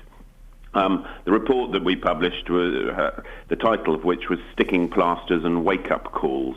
And I think in many senses that captures both the possibilities but also the challenges and limitations of dispersal powers. So on the one hand, they are sticking plasters in the sense that they don't address the causes of the problem. They merely allow the police an enforcement tool to use in the short term to disperse. And where do they disperse them to? Do they send them home? Do they send them round the corners to the next street? Where do they go? I mean, that varies. I mean, in essence, the powers don't provide that answer to that question, which I think you rightly raised earlier, which is where do the people being dispersed go to? The powers only allow for removal from the area, or in the case of particularly young people, to return them to their homes.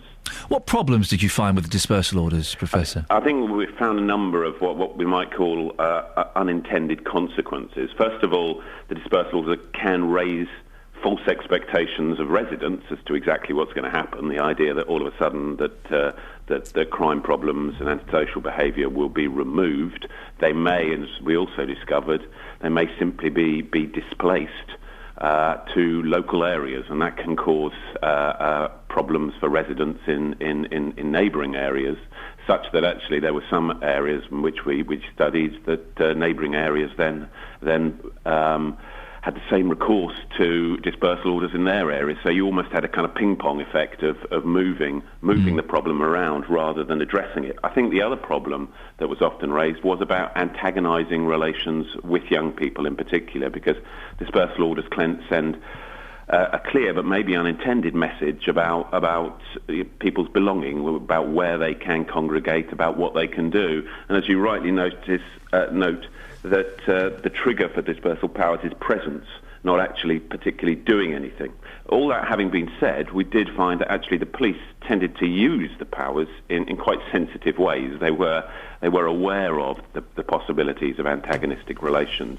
But I think one of the real difficulties is the way in which that's understood or interpreted by people who may have had no intention of or engaging in antisocial behaviour activity, but may have been caught up in the powers, and that therefore those kind of antagonistic relations could be exacerbated during that period. I was going to say, Adam, it's unfair, isn't it? Because young people, 15, 16, 17-year-olds, have always hung around outside shops, out in parks, because, you know, they're too young to go to pubs, they're too young to go to clubs, so they just kind of congregate and hang out. I did it, I know my parents did it. It seems a little unfair on younger people. Yeah, I mean, I think, and also young people often have a very acute sense of fairness, and if they feel themselves being treated unfairly, that can, I think, have adverse implications.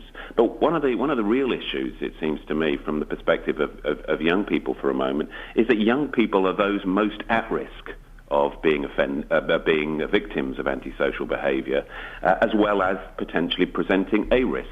And I think what the dispersal order does, it constructs all young people as a risk rather than at risk. So when you disperse young people, actually you can disperse them into more risky places. And that's what we found in some areas, where actually young people were actually being moved away from well-lit shopping areas where they congregated into slightly more vulnerable places, often without other people around, who can often act as kind of guardians, and so that actually can increase the risks that young people may face. Are there any solutions, Adam? Did your report find any possible alternatives? Yeah, well, I mean, what it did find, and this is the kind of positive side, was the kind of wake-up call element. What the dispersal order can do, partly because it triggers this authorisation process, and where it worked well was actually to galvanise activity. So they can provide a short-term relief that draws partners together. So where they were used not merely as an enforcement tool, but part of a much wider, longer-term strategy that actually caused people from councils, from youth services, from the police to actually think about, well, where should young people go? Where's safe for them? Where can actually they be engaged in activities which may not have the adverse implication? There is also often some quite important intergenerational tensions where older people feel at risk, but sometimes they are misunderstood. Now, but in addition to that, there are also often some real antisocial behaviour and crime problems, and we shouldn't dismiss that. But they need to be addressed in the long term, because one of the real failings of the dispersal order was, what do you do at the end of the dispersal order? Even where they were successful for the short period in actually reducing crime, often by displacement, what do you do at the end? And actually often that left residents more worried when they came towards the end of the 6-month period, and what it often resulted in was merely a calls to renew the dispersal order. But ultimately, a dispersal order ad infinitum is not an answer. It should be a trigger to those longer-term preventative problem-solving and partnership approaches to these issues. Professor Adam Crawford from the Centre for Criminal Justice Studies at Leeds University, thank you very much indeed. Would you like a dispersal order in your area, or do you think it's unfair on young people? Call 08459 455 555. BBC Three Counties Radio. Well, the front page of the Daily Mail. Oh, look, there's a picture of Sally Burko. You can virtually see her knickers. So isn't that delightful? But the more important story, I suspect, don't be nasty to fat people. NICE tells doctors to show respect to obese patients. Still struggling to work out what's the correct word to use these days. Lynn's in Hemel. Morning, Lynn. Good morning, Ian. How are you? I'm very well, thank you. I'm a little bit peckish, but I'm very, very well. Fat, do we use the word fat these days? Well, I'm a bit embarrassed to say this. I'm a bit fattest, if that's a word. Fattest? In what way? I find enormously fat people a bit repulsive. Why? I don't know. I think it's like a bit like Justin was saying. I mean, I smoke, so if I die of lung cancer, that's my fault. Yeah. And I know some people have medical conditions. Yeah. But you sometimes see people and they're just absolutely huge. Yeah. Especially in the supermarkets, and then you look in their trolleys and it's full of just rubbish. But they repulse you? I'm talking people who are sort of 25 stone. I'm not talking somebody who's, 15 stone. No. I'm talking really like the people you see on, say, Jeremy Kyle or in America. People that are massive. I used to go to lunch with a friend, and she brought one of her other friends along a couple of times. And this lady must have been 25 stone. And I felt a bit embarrassed because everybody stared at her. And I felt, she was a very flamboyant woman and wore fantastically bright coloured clothes. She didn't feel uncomfortable about herself. But I felt a little bit uncomfortable because everybody just stared at her and talked, in whispers that everyone could hear. And I felt kind of embarrassed being with her. Isn't that interesting? Because did she feel embarrassed? No, she was a very flamboyant person. Yes. And I assume that it didn't particularly bother her. So why did it embarrass you, Lynn? I'm fascinated by this because it's obviously... Did you have fat parents, or was there someone fat in your life as you were growing up? Well, there's something nothing. deeper here. Oh, I don't know. I think it's because I felt embarrassed for her. Yeah. Because everybody was sort of laughing at her and pointing at her, and especially little children. And children are so lovely and honest. And they say, "Oh, mummy, why is that woman so enormous or fat or whatever?" Yeah, they do. And I don't think fat is necessarily a bad word any more than saying someone's skinny. So you think we should stick with the word fat? Do you think doctors need to be... This is what this report suggests, that doctors need to be a bit more respectful and non-judgmental? Or should, Lynn, the doctors say, all right, Fat Steve, you've got to stop eating those Ginsters, you've got to go on a diet, otherwise you're going to die. It's your fault. I think, to be fair, I think most doctors I've ever come across are very sympathetic and they're not rude to their patients or horrible. But it's a fact, really. It's like, if my doctor obviously wants me to stop smoking, which I'm trying to do, and he doesn't pussyfoot around it, he doesn't have a go at me and he helps me. I've got things to help me. But yes, of course, if somebody's... You see things in the papers, don't you, where somebody really enormous has to go into hospital and have to take outside of their house or something. You don't see that very often. You do see it occasionally. No, you don't see it. It's not a crane comes and gets them. Yeah, I'm not implying it's a regular thing. Yeah. But when people are getting to that size... Like a grabber on those things you get at the fairground, isn't it, sometimes? They can't... They don't want to drop that. They can't even leave the house or something. But do you not feel sorry for those people, or sympathy, or empathy? I feel incredibly sorry for them. I'm not... I don't want to hate campaign against me. I do feel sorry for them. I feel sorry for anyone that is addicted, whether they're addicted to food, I don't know. Lynn, we have to end it there. I appreciate your honesty. Lynn being very honest there. She's fattest. She finds, and this is her words, fat people, very fat people, repulsive. Well, is that a little bit harsh? Or does Lynn have a point? 08459 455 555. Travel news for beds, cards and bugs. BBC Three Counties Radio. Some disruption on the trains. London Midland affected between Birmingham New Street and Euston. It's overhead wire problems between Northampton and Milton Keynes Central. Delays and cancellations can be expected as a result. On the roads, slow still approaching the Black Cat roundabout because we've got a broken down vehicle affecting the Barford bypass and the A1, not helping the usual congestion around there. Biggleswade and on the A1 southbound, we're hearing that it may be partly blocked by an accident. A trailer and a car involved in this one between Biggleswade North at Sainsbury's roundabout and Biggleswade South at the home base roundabout. Thank you to Bill who gave us a call. The A1M southbound is looking busy past Stevenage at junction 7 into London, slow on the A1 through Borehamwood from Stirling Corner to Apex Corner. Then on the M25 we still have long delays through the roadworks. Anti-clockwise, 2 lanes are closed. A recovery work continues because of a broken down lorry between Enfield and Potters Bar. It's taking possibly as long as 2 hours for people stuck at the back of the queue to get through. Also busy further round from Chorleywood to the M40. Adam Glynn, BBC Three Counties Radio. Across beds, hearts and bugs. This is BBC Three Counties Radio.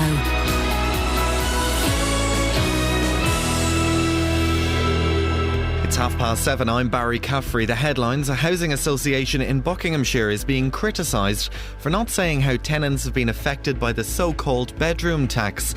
Red Kite Community Housing took over 6,500 properties from the council at the end of 2011. 47 schools across Buckinghamshire and Milton Keynes are completely closed today because of strike action. The action's being taken by members of two unions, the NASUWT and the NUT. Traders have welcomed the move to bring in a curfew in the Bedwell area of Stevenage. Police have been given the power to stop young people from hanging around shops regardless of whether or not they've done anything wrong. And the weather for Beds, Hearts and Bucks. Scattered showers throughout the morning. It'll then be largely dry and bright for most. It'll be windy, but the winds will ease later in the day. Maximum temperatures of 16 degrees Celsius. That's 61 degrees Fahrenheit. Three Counties Sports. BBC Three Counties Radio. Harry Redknapp says he understands why he missed out on the England manager's job to Roy Hodgson. Redknapp has been critical of the way the FA appointed a successor to Fabio Capello last year, a job he was widely tipped to get. But speaking to the BBC, the current QPR manager says Hodgson was the right man for the role. Looking at it, he was probably better equipped and better qualified, maybe at international level, than what I was. I wouldn't dispute that. He's a very well qualified guy. I haven't got a problem with Roy. I'm delighted he's doing well, and no one's disputing the choice of Roy as manager. I really am not. England are set to host Germany in a friendly at Wembley next month as part of their preparations for the 2014 World Cup. The Football Association expects Roy Hodgson's team to face the three-time World Cup winners on the 19th of November. England will also play a non-European nation thought to be either Australia or Argentina. In cricket, England's women have beaten New Zealand by 5 wickets with 5 balls to spare in their opening match of the T20 Tri-Series event in Barbados. Tammy Beaumont was named player of the match for her 29 from 23 balls as England chased down a target of 110. It felt great to get out there and put in a good performance to get the team over the line. We were under pressure when we went in a little bit. We'd won a ball, so it was nice to get out there and see us over the line. Captain Charlotte Edwards started in as well and built a strong start for the team, but you played a vital role in coming in mid-innings to see the team over the line. Yeah, it's something Charlotte's done really well over the years. She's not one of the best batters in the world for nothing. She really did get us off to a good start, and I could just come in and express myself with her at the other end. Adam Scott has won the PGA Grand Slam of Golf event in Bermuda. The US Masters champion shot a course record 64 to beat Justin Rose by 2 shots. An eagle 3 on the 17th hole helped Scott win the event, which brings together the 4 major champions of the year. BBC Three Counties News and Sport. I'm back with more at 8. Across Beds, Hearts and Bucks. This is Iain Lee. BBC Three Counties Radio. Hey up, Chuck. Morning, 08459 455 555. Now, earlier on we were talking about vests. Who wears vests these days? Kids, Bruce Lee and old men. That's it. That's it. No one.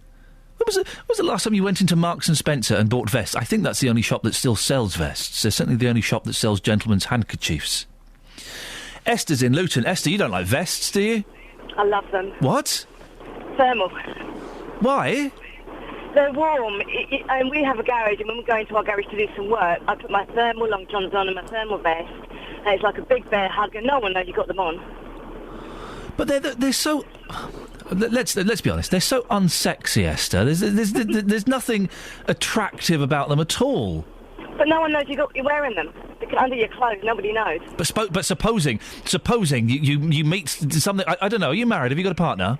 Yeah. Well, supposing he comes home and he's full of passion and he wants to rip off your clothes and he rips your blouse off. He goes, "Oh, you got your thermals on. Should we go and watch telly instead?" He likes them. Is that part of the? Okay, let's go no further there. But what about when blokes? They are for old men and children, really, aren't they? Not necessarily. It's sensible over vanity. If you want to be warm, wear a thermal something warm. You don't sort of freeze. Hey, have you started putting your heating on yet? No. Have you not? No. You've done well. 2 days ago, I put it on for half an hour. Yesterday, it was on. To the point where the boiler stopped working. I had to go out into my garage and try and fix the boiler. Luckily, I worked it out. But you've not put the heating on. That's very brave of you. Yeah. Put a jumper on. Put a dressing gown on. A thick pair of socks. Okay. You'll be fine. Put your thermals on. Yeah. Esther, thank you very much indeed. Yeah, we put our heating on. And I've done that, Esther. I've put the jumper on. I have put the cardigan on. I've done all of those things. Thick socks. And it was just too cold. I treated my family by putting the heating on as I walked out of the house at 4:15 this morning. So they'll wake up. Nice warm house. Huge electricity and gas bill. All right, guys. You know, my wife's really annoying me at the moment. We've got this heated heated clothes source. We've mentioned this before. She's always turning it on to dry the clothes. Just let the dry... And I go and turn it off. I go back 10 minutes later, it's turned on again. Just turn it off. Just switch it off, for goodness sakes. Yeah, well, yes, a tumbler in the garage, that's not a bad idea. On the subject of dispersal orders and curfews, Iain, I would welcome the dispersal order where I live, says Lee in Sandy. I recently called the police to ask if they could move on a group of youths that were purposely targeting my property and waking up my 14-month-old baby. When I called the police, they told me they wouldn't send out any officers and I just had to deal with it. Huh? What? Because the police didn't have the resources. Well, that's ridiculous. Going back to when I was a kid, we had nothing to do either, but we didn't carry knives, we didn't show disrespect to our elders. Well, OK, there's a few things here. Yes, if young people are breaking the law, then of course you should be able to phone the police should come round, give them a boot up the backside, chuck them in the back of a car, put them in a cell. And I didn't carry knives when I was a teenager. But some people did. Hey, the 50s and the 60s, mods versus rockers, knives, anybody? Razor blades up your sleeves, anybody? And not all young people carry knives now, Lee. I do think that the Daily Mail has done it is the Daily Mail has done this country an injustice, done our young people an injustice. They're not all bad. Guess what? Some of our young people in this country are fan-flipping-tastic. They volunteer to do things. Some of them sit on their backsides playing Xbox all day. There's nothing wrong with that. Yes, some of them go out causing trouble, having fights and stabbing people. It's always been the way. It's always been the way. Helen in Milton Keynes. Teenagers used to gather outside the shops, mainly the off-licence, begging for cigarettes, but were always moved on. The group that hung around... But, excuse me, mister, could you buy us a fag? Buy us a packet of fags? No, can't do that, I'm afraid. The group that hung around shops had been kicked out of local youth clubs as they caused trouble. I knew them from school and I felt intimidated by them. Well, what do you think? Really? I do think we do our young people a disservice. I'm going to make up a statistic here. Why not? I'm going to make up a statistic. I reckon that the percentage of little so-and-sos that carry knives compared to those that are decent, hard-working young people, I reckon that percentage has been the same for the last 30 or 40 years. I reckon you go back to the 60s, that the percentage of people carrying knives was the same as it is now. Now, that figure has been completely made up by me. It's not based on any scientific data. So you can shoot it down in flames if you want, quite easily, I guarantee. But I do think we do our young people a disservice. Most of them are nice. Most of them are nice. On the subject of being nice to fat people, Adrian Ho says, if you're fat, you're fat. Tell it like it is. Howard says, I don't feel sorry for anybody who's grossly overweight. Simply stop eating too much food. It's as easy as that. Go and do some exercise. There's far too many overweight people putting a massive strain on our health service as it is. I don't think it necessarily is as easy as that for some people. Some people are addicted to food in the same way they're addicted to drugs and alcohol and whatever it may be. Kerry says, why should we pussyfoot around people? They need to know they're fat so they can do something about it and stop being such a drain on the NHS. Perhaps if people were told they were fat, it would shock them into action. Or, if you tell them they're fat, it might shame them and to the point where they go and eat some food as a sense of comfort to try and regain some control of the situation and some of their self-worth. Obesity costs the NHS millions every year. That money could be better spent on cancer drugs. Well, what do you think? 08459 455 555. We're talking about this because the Daily Mail's front page is, don't be nasty to fat people. NHS guidance urges GPs to be more respectful and take a non-judgmental tone. Well, Justin Daly, you've been out and about this morning getting people's reaction on this. What have people been saying? Well, Ian, we've got a very interesting clip coming up here. This man doesn't wish to be named, but I put the question to him, does he have any sympathy for people who are obese? And here's what he had to say. My wife was a big lady, and the doctors were forever, ever going on about her weight all the time, non-stop. And yet you look at some of them, It's pot calling and kettle black, some of them. How did it make your wife feel when doctors were constantly going on about it? Terrible, absolutely terrible. In the end, she was frightened to go to the doctors. She passed away 3 years ago, and she didn't want to go to the doctors in the end because they just kept on about her weight all the time. So these new guidelines saying that doctors should have more sympathy, you welcome with open arms then? Yeah, oh yeah, definitely, yeah. Why pick on these larger people? Did your wife have a medical condition? Yeah, she did, she did have she was diabetic and that, but how can I say it, she used to have a dog, and she used to take the dog for a walk every day, and the weight was falling off of her. And then one day she went to the doctors, and her blood pressure was up a little bit because of it, and they changed her tablets, and she suddenly found that her feet were swelling up, she couldn't walk, and then after that it was all about her weight, non-stop about her weight. I mean, the doctor clearly had your wife's best interest at heart. It was just the way that was communicated to her. Oh, I should imagine so, yeah. But no, they should have a little bit more sympathy for overweight people. This is the thing, Justin. A lot of people eat because they have low self-esteem. So if you go to the doctor and says, right, you're fat, you've got to stop eating, well, that's going to increase the low self-esteem. That's going to fill you with shame, so you're going to go back and eat to try and make yourself feel better. I totally agree. And you know what, before the programme, I think I was quite brutal about this. I was saying, well, you know, I used to be quite overweight. I think there's no excuse if you are overweight, but it's all in the tone. Now, when you hear stories like that, his wife was scared to go to the doctors. The message was there for her own benefit, but it was the way that was communicated, it was done in the wrong way, and it made her scared to go to the doctors. It's the same with me when it comes to smoking. You know, eventually I'm going to have to give up smoking, but if somebody says to me, oh, give up smoking, it's dirty, it's filthy, you're weak, you can't give it up, that's going to make me want to smoke more, isn't it? I was going to say, are you like... I used to smoke years and years ago, it'll be 10 years in February. Are you like me? When it's the no smoking day in March, or we didn't have Stoptober back then, but if someone would say you should stop smoking, I'd go and spark up. Exactly. I'd smoke more on no smoking day. And it's exactly the same. You know, doctors, I think, have got to be encouraging. Based on that clip there, they should have been encouraging that lady, but she felt every time she went to the doctors, she was hassled, and that's why she gave up going to the doctors. It got that bad for her. Justin, thank you very much. Fascinating stuff. On the Facebook, Steve says... using the word fat unnecessarily labels people. You don't hear skinny people being called bone, or people with depression being called sad. You do sometimes see people say, oh, he's a bit miserable. A little bit miserable. You get people called skinny. I get called skinny quite a lot. I'm not as skinny as I used to be honest. But, Simon says, bring back Tina Beloveth Powers, Ian. It was a regular feature. We're thinking next time if Justin's off on holiday, we get the doctor to come on and replace him. No, we won't. There'll be more on that story. We are following that story very closely. 08459 455 555 is the telephone number. Are we too harsh on fat people? Interesting, really fascinating stuff there that Justin got from that gentleman.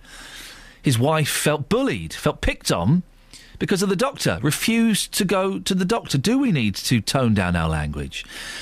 All of the people who are saying we shouldn't pussyfoot around, Kerry's saying that, they need to know they're fat. I'm guessing, you're not fat people. We need to speak to some fat people today. We've had Lynn, who says she is repulsed by fat people. If you're a larger person, how does that make you feel? That one of our callers is repulsed by you. How does that make you feel? 08459 455 555. Travel news for beds, cards and bugs. BBC Three Counties Radio. Delays at the moment at the Black Cat roundabout. It is still partly blocked by a broken down vehicle, so that's affecting the Barford bypass and the A1 this morning. Further down the A1, round Biggleswade, we're hearing reports it is partly blocked by an accident. A trailer and a car involved in this one between Biggleswade North and Biggleswade South, the two junctions with the A6001. Further down the A1, it's looking busy past Stevenage on the A1M, and it's also slow into London as you go from Stirling Corner to Apex Corner through Boreham Wood. Watford, very heavy on the Eastbury Road. There's been a traffic light failure at Deacons Hill and the Oxley Road junction. Thank you to Pauline, who gave us a call on that one. Very busy on the M25 as well. We've got problems anti-clockwise. A spillage. It's a hydraulic fluid spill after a lorry had a blowout. That means the lorry is still being recovered and that spill is being mopped up between Enfield and Potters Bar, junctions 25 and 24 through the roadworks. So 2 lanes are closed, only one open. It's causing delays well back into Essex this morning, back as far as the M11. Things also looking quite busy on the A6 and the A507 where they meet in Clop Hill. On the trains, London Midland reporting disruption, Birmingham New Street to Euston. They've got overhead wire problems between Northampton and Milton Keynes Central. Adam Glynn, BBC Three Counties Radio. Thank you very much, Adam. More from him in 15 minutes. 7:46. It's Thursday, the 17th of October. I'm Iain Lee. These are your headlines on BBC Three Counties Radio. A Buckinghamshire housing association is being criticised for not saying how tenants have been affected by the so-called bedroom tax. Traders have welcomed the move to bring in a curfew in the Bedwell area of Stevenage. And in sport, the England manager Ray Hodgson says players have 6 months to prove he should select them for next summer's World Cup in Brazil. Coming up, well, if you're a parent, you may know this already. Teachers across Buckinghamshire and Milton Keynes are on strike today. Has it affected you? Are your kids off home? 08459 455 555. We may speak to you in a bit, but before that, here's the weather with Elizabeth Rizzini. Beds, Herts and Bucks weather. BBC Three Counties Radio. Hello, very good morning to you. I think we'll more or less escape these showers that are just plaguing parts of London at the moment. We might just see 1 or 2 pop up towards southern areas of the 3 counties as we head through the rest of the morning. We could just see 1 or 2 showers pop up again into the afternoon. So if you are going out, then I would take your brolly with you because you might just catch one of these showers. And locally, they could be quite heavy as well. But I think for most of us, it is going to be a dry day and there'll be some good spells of sunshine as well. It's a mild start to the morning, and where we get the best of the sunshine this afternoon, then we're looking at 17 or even 18 degrees later on in Luton, in Milton Keynes and Aylesbury. Stevenage as well, 17 degrees Celsius here. That's 63 in Fahrenheit. So it's going to be a mild October day and there will be some sunshine around. Just watch out for the possibility of 1 or 2 showers popping up here and there. Overnight tonight, it will stay dry. The winds will be lighter tonight. Lots of clear skies, so we will see some rather dense mist and fog patches form into tomorrow morning that could be quite slow to clear. Lows tonight, 10 or 11 degrees Celsius, so it is going to be reasonably mild over the next couple of days or so. Tomorrow morning's fog will gradually lift into low cloud. The breeze will pick up and we'll see some outbreaks of just light rain and drizzle by the time we get to the afternoon. That's the forecast. Every consumer problem has an unhappy customer. They've actually deleted the main account instead of attaching my one to it. We ordered it, and when we got home we checked the measurements and it just will not fit. A company. We've asked the council, now they come up with a new excuse. It's not them, it's down to the highways. And he said, well, I'm sorry, that's your policy. Oh, well, maybe next time you'll learn not to open the box. And me getting to the bottom of it all. And they confirmed that they would return my excess and that my no claims bonus would not be affected. The JVS show fights for your rights and tackles your consumer problems. Weekdays from 9, BBC Three Counties Radio. 08459 455 555 is the telephone number if you want to give us a call. On the subject of fat, don't be nasty to fat people is the front page of the Daily Mail. Lots of texts here. Morning, some people who are large cannot help but be fat. I have an underactive thyroid and sleep apnea, and both those contribute to being larger. Do they, Andrew? I don't know. Andrew's in Windsor. Well, do they? I don't know. Is that an excuse or is that a legitimate thing? I'm constantly trying to lose weight. I even went to those horrible tablets, but can't be by the loo all day and be worried about accidents. I feel doctors need to be more aware of patients' records and the patients. Janet says, please do not keep slating the Daily Mail. This is the paper that was prepared to take on the Lawrence killers and expose the MP's expenses scandal, etc. We need a robust press who keep us informed. You're just as acerbic. Yes, I know. Phil, and that's the beauty of this show, and indeed the beauty of the Daily Mail, if beauty could be found in such a hideous thing. Phil the Fruit says, make a law that says all large-sized clothing must have the word greedy stamped all over it. Again, this will make them think twice. Phil, no, come on. Helen in Milton Keynes says, people assume that those that are overweight don't own mirrors and are unaware of the excess weight they carry. Of course they know. I gained weight after surgery, which was a known cause of that type of surgery. Please don't read out my name, as it's embarrassing. OK, I don't think I did. And one more of these. Tony says, we have to be careful calling people fat. Doctors need to be more sympathetic too. A doctor told my mum off for being overweight. Well, Iain, my mum died. She had cancer of the ovaries. They did not diagnose this until it was too late. My mum was upset by the lack of care from her doctor. People do not choose to be fat. Mick's in High Wycombe. Morning, Mick. Good morning, how are you? Yeah, I'm okay, thanks. Where do you stand on fat people?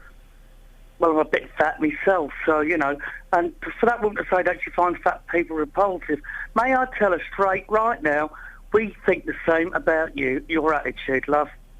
And this little bit of fat I've got, well, I'd rather that keep me warm at night than you. How fat are you? Referring to Lynn, who we spoke to about 30 minutes ago. How big are you, Mick? Well, I should be down to about a 34 waist, but I'm actually 36 to 38. Right. Right, now my weight went on, you know, after I stopped smoking for health reasons. At the moment, I've got type 2 diabetes, which is... Is that because of your size? manageable. Yeah? Is that because of your size, the diabetes? Well, my grandmother was a diabetic, so there might be just something in the family there. Right. You But know, the size wouldn't have helped, would it? No, maybe not. But then she weren't exactly oversized herself, poor little love. No, but what I'm saying is, if you have a propensity towards something like diabetes, then being overweight could possibly bring that on a bit quicker. Yeah, yeah. I mean, yeah. How tall are you, Mick? I'm a cute little 5'4". You're 5'4" with a 38-inch waist. Yeah, more or less. That is big, isn't it, Mick?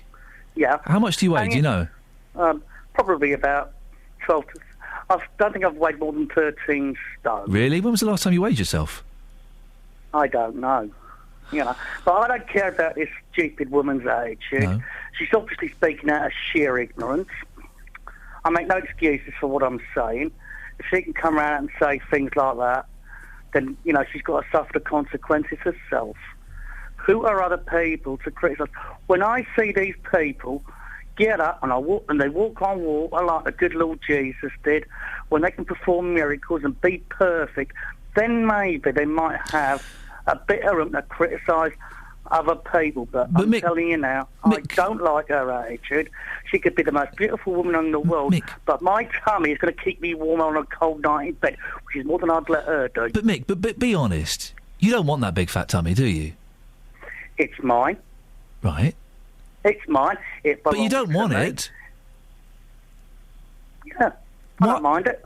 But you said you're trying to lose weight, so obviously you do have a I slight... never exactly said I was trying to lose weight. Right. I never said that now. Whose fault is it you're that size, Mick? Whose fault is it you're fat? Well, it's just my metabolism slowed right down after I stopped smoking. So. Now, Mick. Oh, come off of it.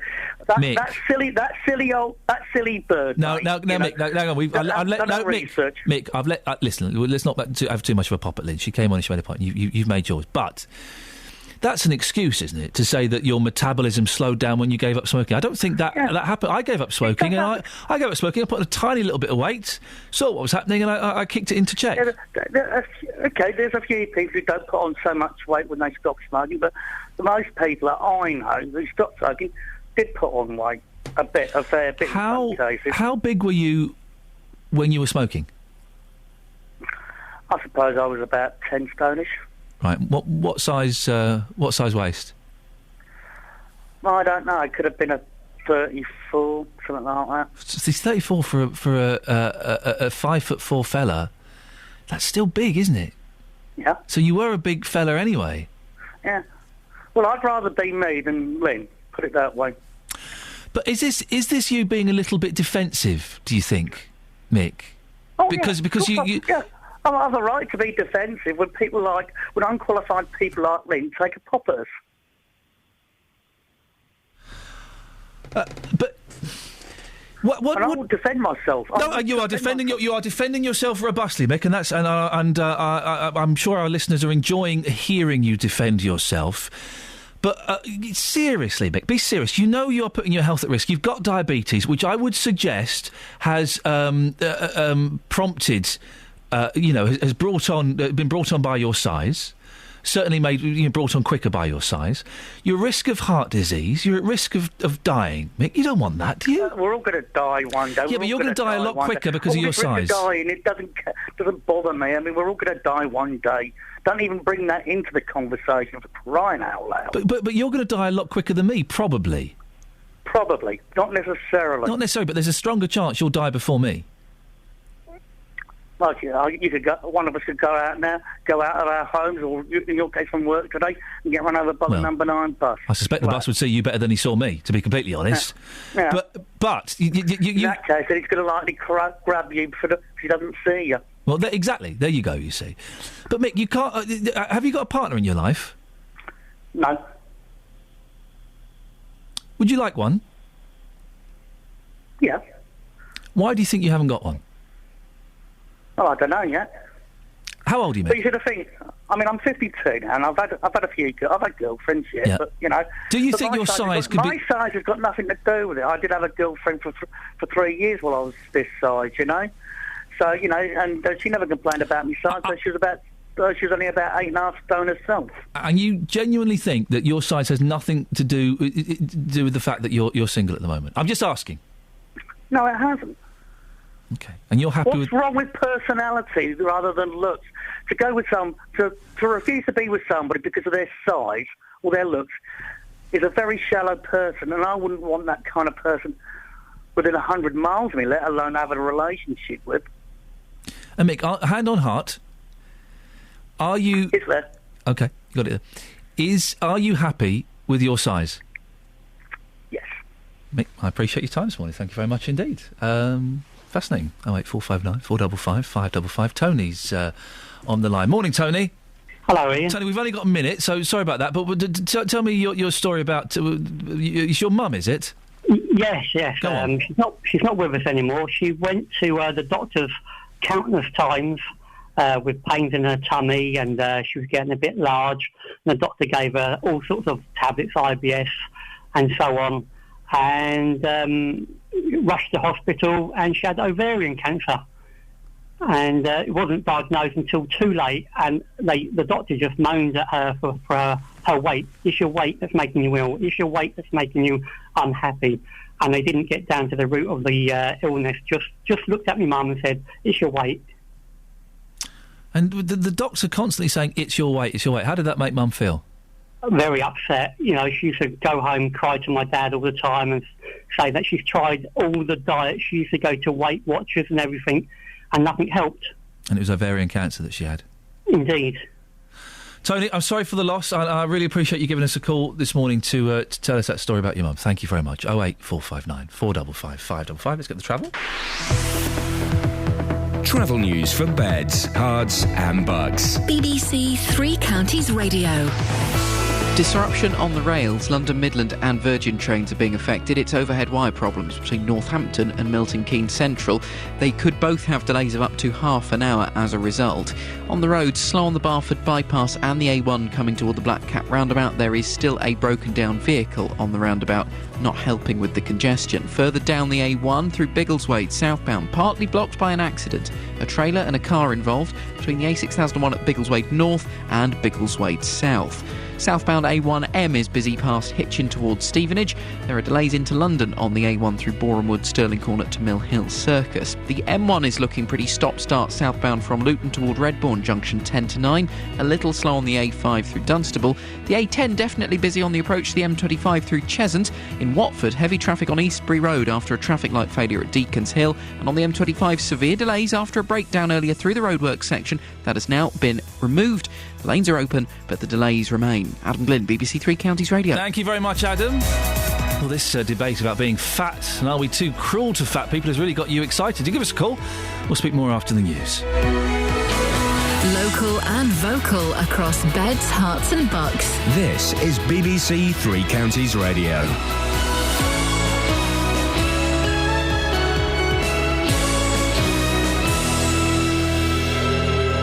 It's 8 o'clock. I'm Barry Caffrey. The headlines: Bucks Housing Association in bedroom tax row. Traders welcome curfew for part of Stevenage. And Prince William to present Wimbledon champion with OBE. BBC Three Counties Radio. A housing association in Buckinghamshire is being criticised for not saying how tenants have been affected by the so-called bedroom tax. Red Kite Community Housing took over 6,500 properties from the council at the end of 2011. Councillor Iain Bates is from Wickham District Council and he says it's irresponsible not to say how many people are currently in rent arrears. The local housing association Aragon Housing, which is in Bedfordshire tells us that since April their rent arrears are going up by 9%. I mean, I was concerned that perhaps a similar thing was happening with Red Kite, and tried to find out, but they don't seem to want to tell me. Well, in a statement, Red Kite Community Housing said they declined the request to avoid any information being used to make political points. 47 schools across Milton Keynes and Buckinghamshire are completely closed today because of strike action.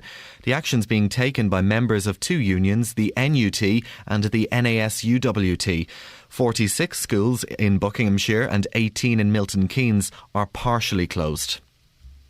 Traders have welcomed the move to bring in a curfew in the Bedwell area of Stevenage. Police have been given the power to stop young people from hanging around shops, regardless of whether they've done anything wrong. It's in an effort to tackle antisocial behaviour and crime. Professor Adam Crawford is from the Centre of Criminal Justice Studies at Leeds University. He conducted a study into dispersal orders and told Iain Lee this morning that he's not sure orders are the answer. Young people often have a very acute sense of fairness, and if they feel themselves being treated unfairly, that can, I think, have adverse implications. But one of the real issues, it seems to me, from the perspective of young people for a moment, is that young people are those most at risk. The Director of Public Prosecutions, Keir Starmer, is promising child sexual abuse will be investigated and prosecuted differently from now on. It's as he issues the final guidelines for dealing with cases. Prosecutors are advised to focus on the credibility of an allegation rather than the weakness of a victim. Prince William will conduct his first investiture ceremony this morning at Buckingham Palace. He will present several awards, including an OBE to the Wimbledon champion Andy Murray. In sport, the England manager Roy Hodgson says players have 6 months to prove he should select them for next summer's World Cup in Brazil. Hodgson will name a provisional list of 30 players on May the 13th before selecting his final 23-man squad on the 2nd of June. And the weather for Beds, Hearts and Bucks. Scattered showers throughout this morning. It'll then be largely dry and bright for most. It'll be windy, but the winds will ease later in the day. Maximum temperatures of 16 degrees Celsius. That's 61 degrees Fahrenheit. And you can get the latest news and sport online at bbc.co.uk/3 counties.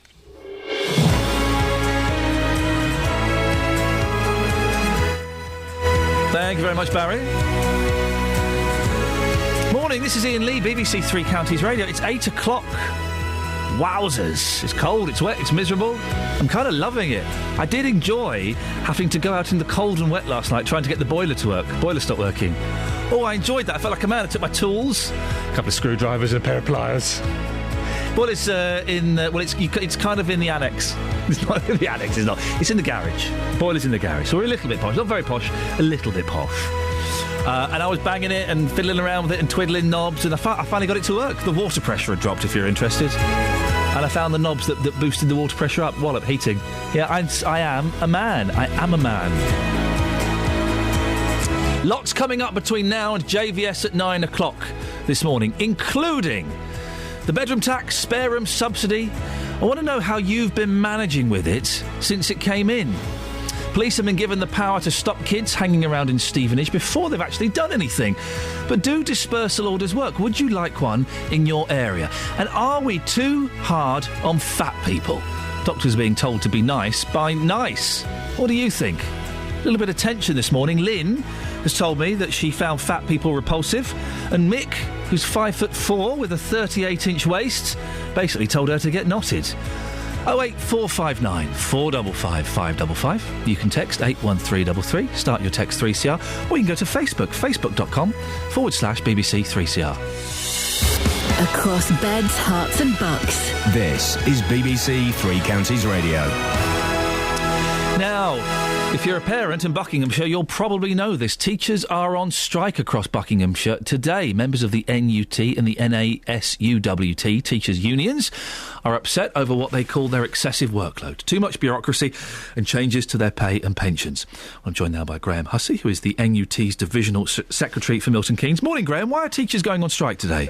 Good morning. It's one of the reasons, well, the main reasons for going on strike this morning is the increase in workload, the change to teachers' pay, and a change to teachers' pension, all done without consultation with the unions. It's just Michael Gove's great big plan. How many teachers are out on strike today?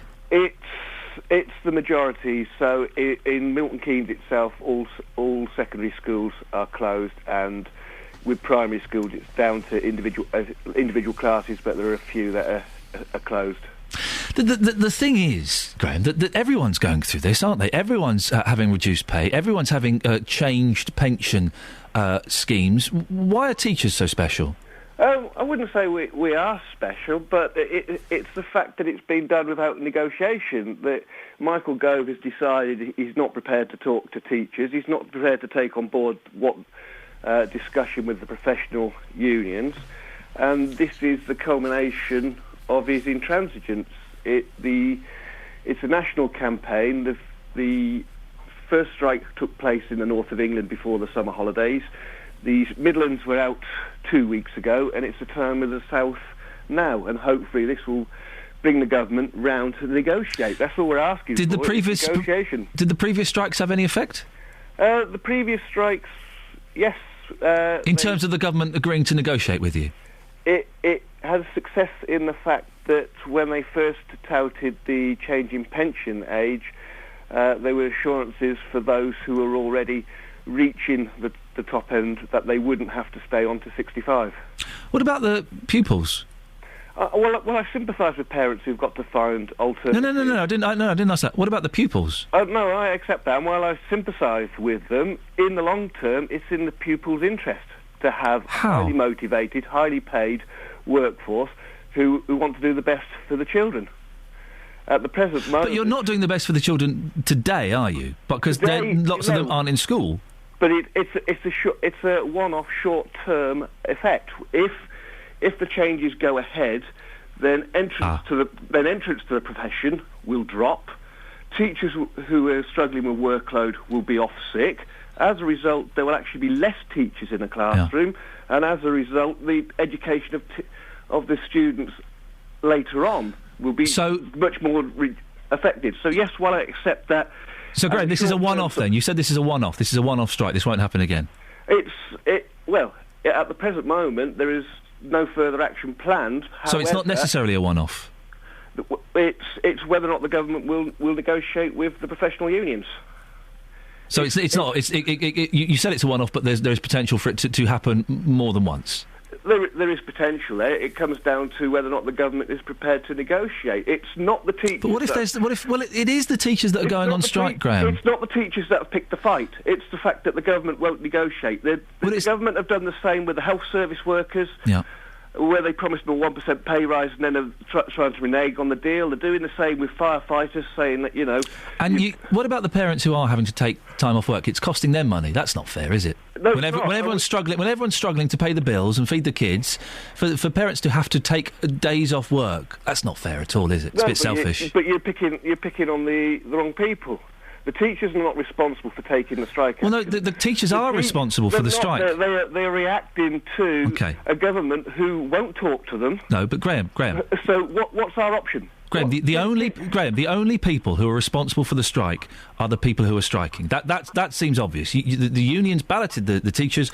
They voted for a strike. They have to take responsibility for the strike. That seems disingenuous. As a result, that's disingenuous. To blame it on the government. It's not disingenuous. As a result of the government not willing to talk to teachers, the teachers have been forced into no option but to take this action to hopefully get the government to negotiate with the teachers. And if they don't, you'll keep taking that action. You'll keep costing parents money and losing kids their education. But it's a short-term effect, and it's not the fault of the teachers that they're taking strike action as such. It's the fault of... Graham, you have to accept responsibility. As a union member, it is your responsibility that you're on strike. No one else's responsibility. You voted for the strike, so it's your responsibility. We voted for the strike as a last-ditch resort because the government would not talk to the unions. Graham, thank you very much. Graham Hussey, NUT's Divisional Secretary for Milton Keynes. Call 08459 455 555. BBC Three Counties Radio. A Buckinghamshire housing association is being accused of concealing the true cost of the so-called bedroom tax. Basically, a Labour councillor says they won't tell him how many tenants have got behind with their rent since it came in. They say they know Labour's promised to repeal the spare room subsidy, and they won't supply information to be used to score political points. Which seems a bit, kind of political, really. It doesn't help us get a picture of what's going on. So we thought we'd get personal stories, your stories. If you want to give me a call with your stories of the bedroom tax, 08459 455 555. I'm going to speak now to Christine Cullerton from Shefford. Last time we spoke, bedroom tax was about to come in, and you feared that you could lose your home, didn't you, Christine?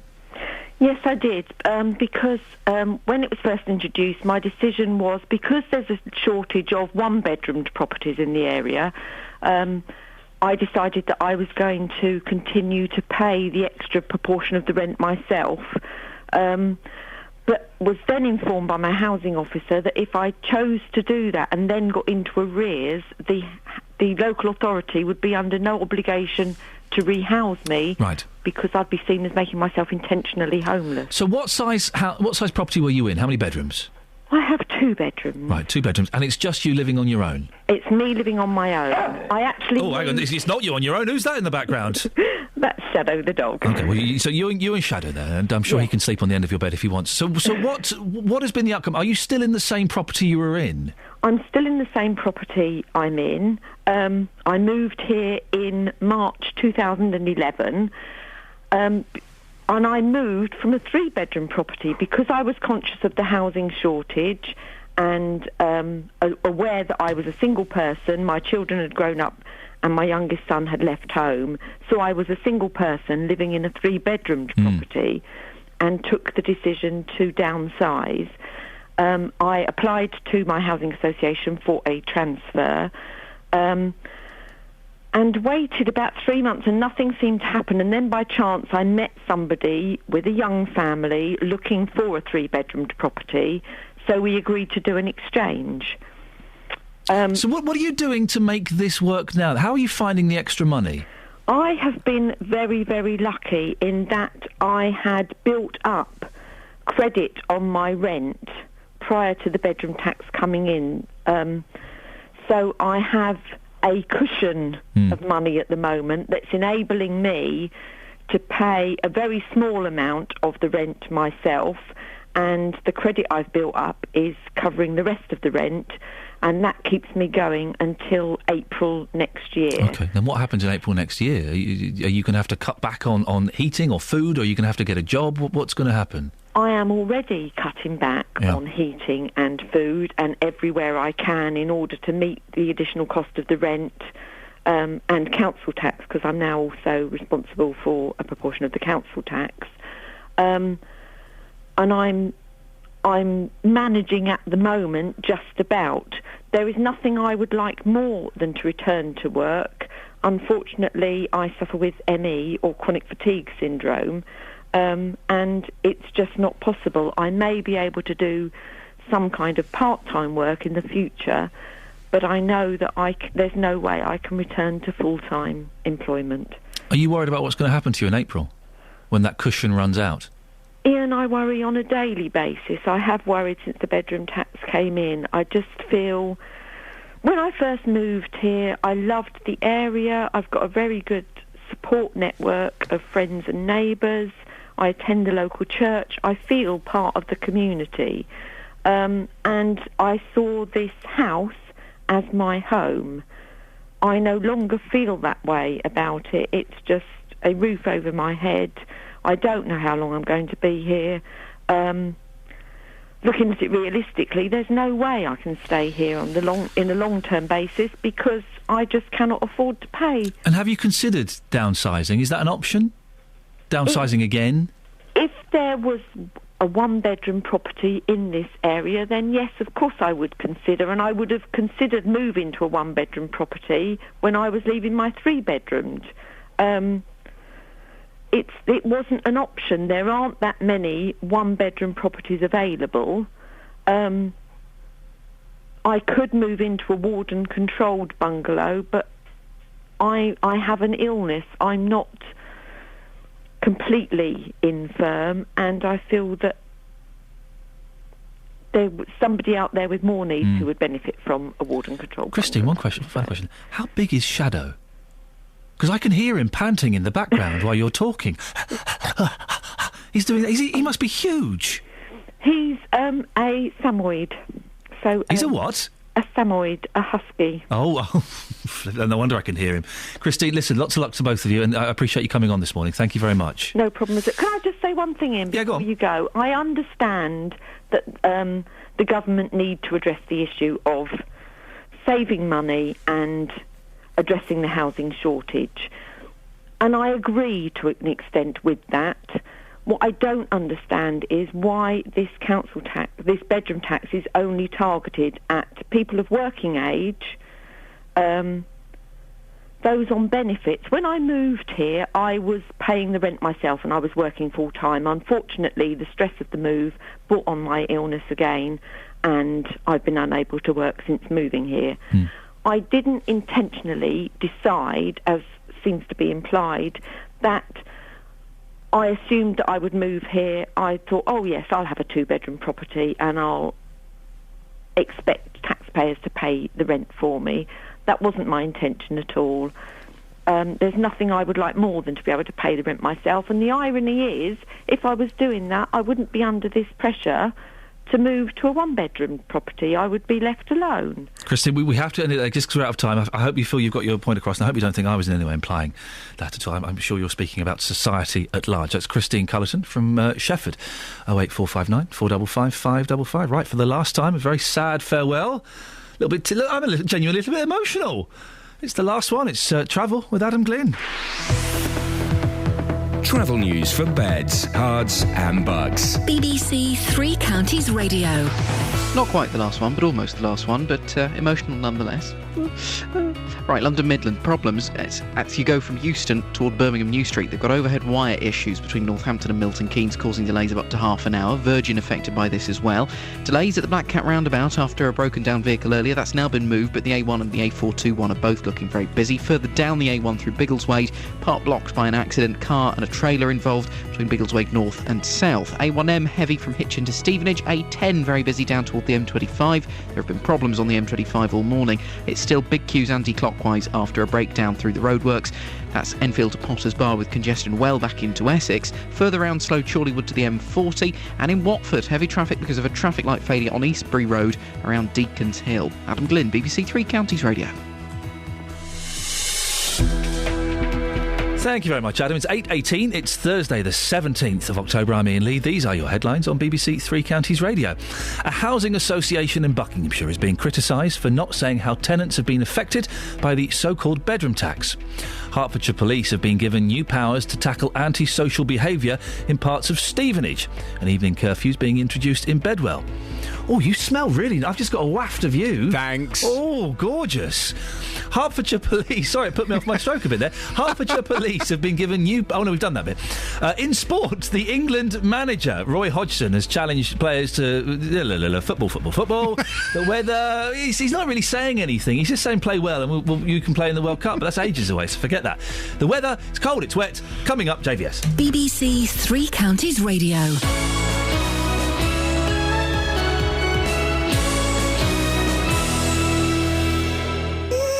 So far this season, we've already brought you 59 commentaries. Hartlepool United and Wycombe Wanderers live on BBC Three Counties Radio. Involving 67 different teams and 185 of these. And Stevenage are in the lead. And Gray fires it in for his hat-trick. Bamford with a shot and it's in the back of the net. What a fantastic finish. Forestieri, what a finish. 1-1.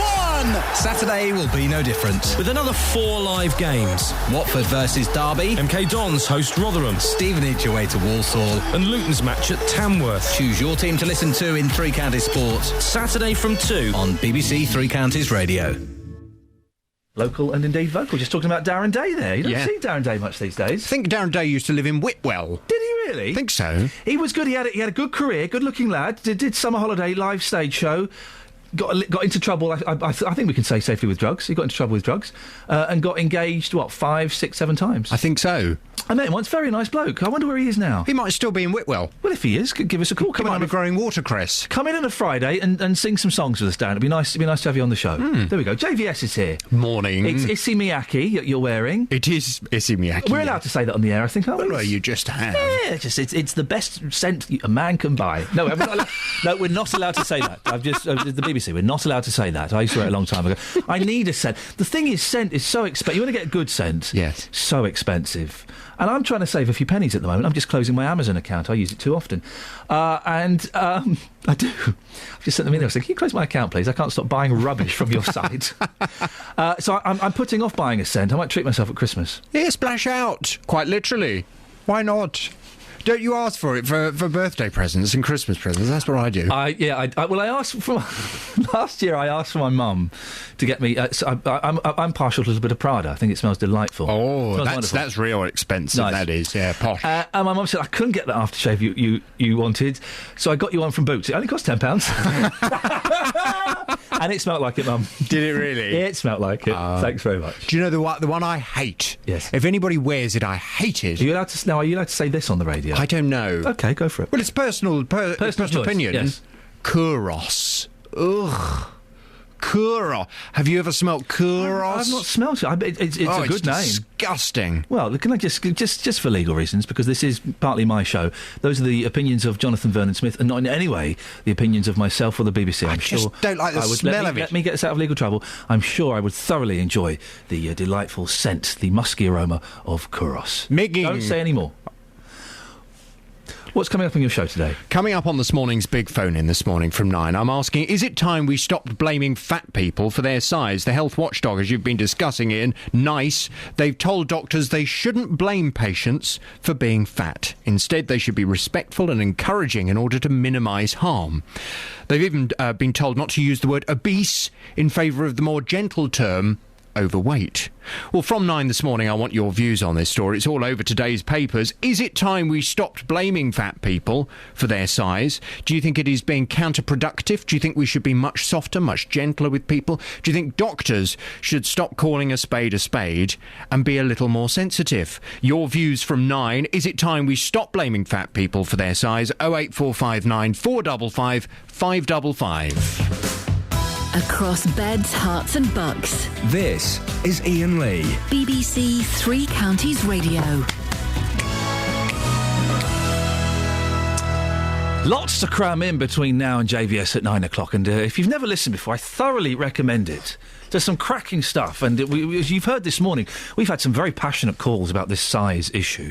Lynn, who said she found... Have a listen to this. Lynn finds fat people repulsive. If you missed the call, it'll be in the podcast tomorrow. She finds fat people repulsive. Then Mick phoned up. Mick is 5'4", he's got a 38-inch waist. And he was furious with Lynn. Furious. Now, both of those will be in the podcast. As will, the podcast tomorrow will also include, lots of you have been asking, what happened at the graduation ceremony for Dr. Tina Beloved Powers. OK? If you don't know who... Powerful. I do apologise. Powerful. She runs the Harvard School mix-up thing. There was a graduation ceremony. We sent Justin Dealey there. He got some cracking audio, really takes the story on a little bit more.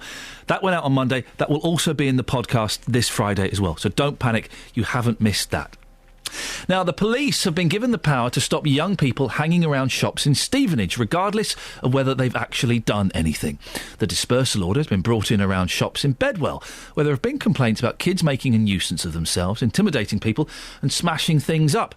Well, our reporter Justin Dealey has more on this. Morning, Justin. Hello, Iain. How bad is the problem? You've heard some pretty bad stories. Yeah, pretty bad. It's gangs of youths here in the Bedwell area. Some people say the situation has been out of control for quite some time. I spoke to locals on Bedwell Crescent yesterday, and here's what they had to say.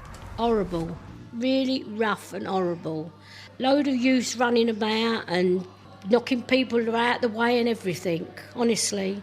Have you given up going out at night now? Oh, I don't go out on my own no more. I wouldn't dare. I wouldn't go out on my own. It's too dangerous. It's a bad area at night. There's fights all the time. It's just bad. There was someone got stabbed in the hand in a fight over there.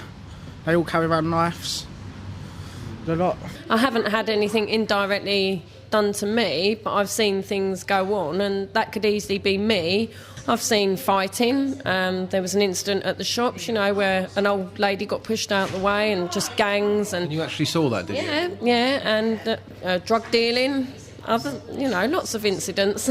So this lady, this older lady, was walking to the shops, and the youths came up to her. She'd just got her fish and chips. She'd just got her fish and chips, and there was an incident that had gone on at the shops, and they were just running riot, jumping over the cars, everything. It was just mayhem. It was like a scene out of a film. Would not come up here at all. And I won't allow my wife to come up here either. It's really got that bad? Yes. And I'm glad the police, should have the rights to move these youngsters on. Well, listening to that is Labour councillor Richard Henry, who's the executive member for Safer and Stronger Communities at Stevenage Borough Council. Morning, Richard. I'm assuming this was a last resort. Good morning, Ian. Well, this is something that obviously we've been concerned about for quite a while, and that's why we've worked with the police and got the Section 30 dispersal order implemented. What size problem are we talking about? Is it a small group of young people? Is it lots of them? Well, as in any of these incidents, it's usually a small minority who do the more intimidating things, which some other young people are attracted to that sort of behaviour. But it's not just children we're talking about, it's young adults as well, sort of, late teens, early 20s, and that's one of the concerning things, that these people have got nothing better to do, and we're very, insistent that this isn't going to be tolerated in Stevenage. The thing is, with the dispersal orders, we spoke to a professor who studied them. Yeah. They're flawed, aren't they? Because what you're doing is you're moving someone along, half a mile to somewhere else, so it's all 3 or 4 streets along, so the problem will just be pushed out to other areas. Well, if you look at the extent of the area, it's not just the immediate area we're talking about. We're looking at the whole of Bedwell, and in Stevenage we have got a track record of these things working. There used to be problems in other parts of the town where a Section 30 order did work, because it gives the police and PCSOs the ability to directly contact these people and say, this is unacceptable, move on. Move on to where? Move out of the immediate area, because, as the listeners were saying earlier on, they're concerned about going to the shop. So it moves them. So move around. Out of Bedwell, but move on to another area to cause trouble. Well, because that's what will happen, isn't it? We know that if young people are consistently moved on, then they get fed up, and they'll go home or go and play computer games or whatever other things that they do. So it does actually work. But I thought we wanted our young people. It seems a little unfair on the innocent young people, and it's going to build resentment, isn't it, between them and us? It's only going to be when the police have got grounds. That is, if they're causing a disturbance or they're concerned that they're going to be causing a disturbance, they're moved on. Okay. The vast majority of young people in this town are really good residents and citizens. It's just a small minority that we want to affect. Okay, well, that's interesting. So if you've got a group of 5 kids hanging outside the newsagent, and they're just hanging outside the newsagent, the police wouldn't go and ask them to move? I hope not, no, because, I'm sure all of us have been young at one point and hung around and chatted with our mates. It's not aimed at all young people, it's aimed at those that are causing harassment and hassle to, other residents of the town. Richard, I appreciate your time. Thank you for clearing that up. We will keep an eye on that, I suppose. Richard Henry there, the Labour councillor, executive member for Safer and Stronger Communities at Stevenage Borough Council. If what he said is accurate, then that's great. If you're a group of 5 kids outside the newsagents or outside your Spa, do you still get... I keep saying Spa, I don't think you get Spa anymore. 7-Eleven, that's what you get these days, isn't it? If you've 3, 4, 5, 6 kids, 16, 17, 18-year-olds, listen to me, Grandad, stood outside the 7-Eleven, you won't get moved on. You'll be allowed to do that. Can we keep an eye on that and make sure that's the case? I think we need to investigate that. But, Richard, thank you for clearing that up. 8:29, let's get the travel. Travel news for beds, cards and bugs. BBC Three Counties Radio. Not a good morning for the M25. If you're making a clockwise journey, there are problems round in Essex.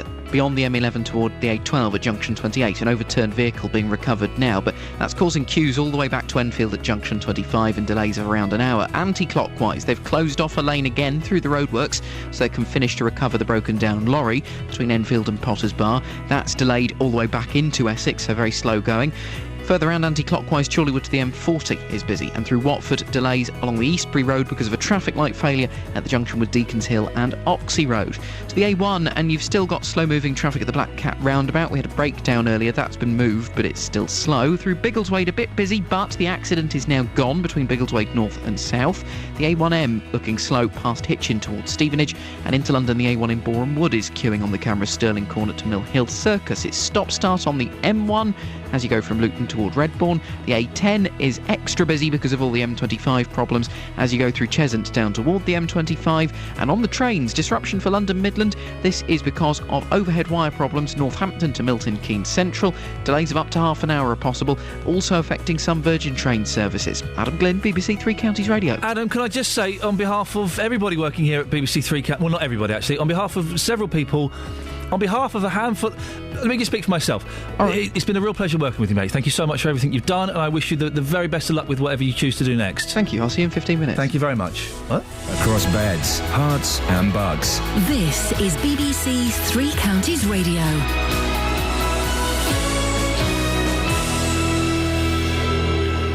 It's 8:30. I'm Barry Caffrey. The headlines: 47 schools across Buckinghamshire and Milton Keynes are completely closed today because of strike action. It's being taken by members of two unions, the NUT and the NASUWT, in a dispute over pay, pensions and working conditions. Traders have welcomed the move to bring in a curfew in the Bedwell area of Stevenage. Police have been given the power to stop young people from hanging around shops, regardless of whether they've done anything wrong. It's in an effort to tackle antisocial behaviour and crime. Plans for a new tax on payday loan companies will be set out by the Labour leader Ed Miliband later. The money raised from companies such as Wonga would be used to fund low-cost alternatives such as credit unions. And the weather: scattered showers throughout the morning. It'll then be largely dry and bright for most. It'll be windy, but the winds may ease later today. Maximum temperatures of 16 degrees Celsius, that's 61 degrees Fahrenheit. Three Counties Sports. BBC Three Counties Radio. Harry Redknapp says he understands why he missed out on the England manager's job to Roy Hodgson. Redknapp has been critical of the way the FA appointed a successor to Fabio Capello last year, a job he was widely tipped to get. But speaking to the BBC, the current QPR manager says Hodgson was the right man for the role. Looking at it, he was probably better equipped and better qualified, maybe at international level, than what I was. I wouldn't dispute that. He's a very well qualified guy. I haven't got a problem with Roy. I'm delighted, I'm delighted he's doing well, and, no one's disputing the choice of Roy as manager. I really am not. England are set to host Germany in a friendly at Wembley next month as part of their preparations for the 2014 World Cup. The Football Association expects Roy Hodgson's team to face the three-time World Cup winners on the 19th of November. England will also play a non-European nation thought to be either Australia or Argentina earlier in the same month. In cricket, England's women have beaten New Zealand by 5 wickets with 5 balls to spare in their opening match of the T20 Tri-Series event in Barbados. Tammy Beaumont was named player of the match for her 29 from 23 balls as England chased down a target of 110. It felt great to get out there and put in a good performance to get the team over the line. We were under pressure when we went in a little bit. We'd won a ball, so it was nice to get out there and see us over the line. Captain Charlotte Edwards started the innings well and built a strong start for the team, but you played a vital role in coming in mid-innings to see the team over the line. Yeah, something Charlotte's done really well over the years. She's not one of the best batters in the world for nothing. She really did get us off to a good start, and I could just come in and express myself with her at the other end. In golf, Adam Scott has won the PGA Grand Slam event in Bermuda. The US Masters champion shot a course record of 64 to beat Justin Rose by 2 shots. An eagle 3 on the 17th hole helped Scott win the event, which brings together the 4 major champions of the year. BBC Three Counties News and Sport. I'm back with more at 9. Across beds, hearts and bucks. This is Iain Lee. BBC Three Counties Radio. Yes. Coming up, we'll be talking about broadband. How fast is your broadband? But before that, the front page of the Daily Mail. Don't be nasty to fat people! Exclamation mark. The exclamation mark seems a little bit of a punch into the gut. By the Daily Mail. Doctors should not blame patients for being fat, according to new NHS guidance. It urges GPs to be more sensitive when dealing with obese patients using a respectful and a non-judgmental tone. Are we too hard on fat people. A text. Jackie says, I have an underactive thyroid for which I take medication. I'm not fat. Too many people blame their glands. Stop eating the wrong food and exercise. Well, about just over an hour ago, we spoke to Lynn. Lynn had some very strong feelings about fat people. Have a listen. I'm a bit embarrassed to say this. I'm a bit fattest, if that's the word. Fattest? In what way? I find enormously fat people a bit repulsive. Why? I don't know. I think it's like a bit like Justin was saying. I mean, I smoke, so if I die of lung cancer, that's my fault. Yeah. And I know some people have medical conditions. Yeah. But you sometimes see people and they're just absolutely huge. Yeah. Especially in the supermarkets, and then you look in their trolleys and it's full of just rubbish. Lynn spoke very honestly and very openly. She was repulsed by fat people. Now, a little bit harsh perhaps, but that's her speaking her truth. Mick called in shortly after and was not very happy. That Mick is a big lad. He's 52, he's 5'4", he's got a 38-inch waist. Ow, that's big. He blames it on giving up smoking.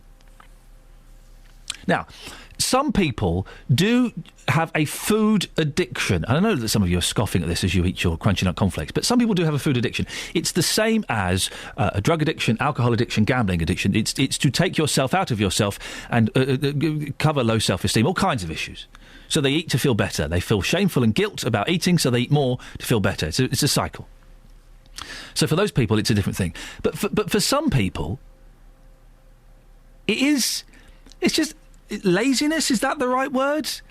Stupidity, ignorance. The thing I really hate, and I haven't got a problem with fat people at all, because I do what you want to do. I do have a problem with fat kids. I do have a problem when you see a 3-year-old, a 6-year-old who's fat.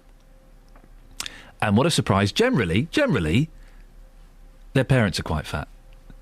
I do have a problem when it's passed down to kids. As an adult, yeah, do what you want. I'm not really that fussed. But when you're passing it down to your children, that's when I have a real problem. 08459 455 555. Are we too harsh, too nasty to fat people, or do we need to speak a little bit more openly? I've never been fat. I've never, ever been fat. I've always been skinny, not as skinny as I used to be, but I've always been slim. So I need your stories on this. I need you to tell me about this one. If you are big, if you've been big, if you have strong opinions on big people. 08459 455 555. And do we need to be a bit harsher when it's kids that are fat?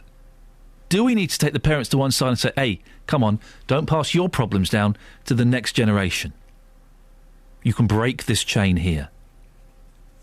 08459 455 555. Now, some of the teachers in Buckinghamshire are on strike. They're arguing over pensions and pay and things like that. Ian's in Sheffield. Good morning, Ian. Good morning, Ian. How you doing? Yeah, I'm all right, thank you, mate. What do you think about these teachers that are on strike today? I said stop whinging. If I had as much holiday as they had, then it'd be lovely. They work from 8 o'clock, 8:30 through till about 3:45 to 4 o'clock, and they have 3 weeks off at Christmas and 6 weeks off in summer and 2 weeks off at Easter and 2 or 4 half terms a year, and they still moan. The workload's too much. I'll be working from 6 o'clock till 6 o'clock today. You don't hear me moaning and going on strike. But teachers, Ian, they don't start school at 8:30 and finish at 3:30, do they? They get there, early to prepare. They often stay behind late. They take their work home with them. Really? Do they? A little bit of marking here and there. They get in. I had a teacher at my school that used to turn up the kids at the same time as the kids. They don't turn up. They'll have you say that they'll have you believe that they turn up at 7:30 and they get home at 6 o'clock and then start marking through till 10 o'clock. Absolute rubbish. It doesn't happen at all. So what do you think about them striking today then, Ian? I think they should get back in the classroom and stop depriving the kids of an education and stop costing all these parents that are innocent all this money for childcare and having to have days off work. Ian, thank you very much indeed. Ian, strong views on teaching. If you want to have your say on that, you're more than welcome. 08459 455 555. I suspect the last 20 minutes of the show are going to be feisty, indeed fiery. On the subject of fat people, Dave's in Luton. Good morning, Dave. Good morning, Ian. Dave, what would you like to say? The people I call fat is to see their stomach sticking out, hanging down to their knees, over their belts. That's what I call fat people. Well, you've just reminded me of one of the worst things you can see, OK?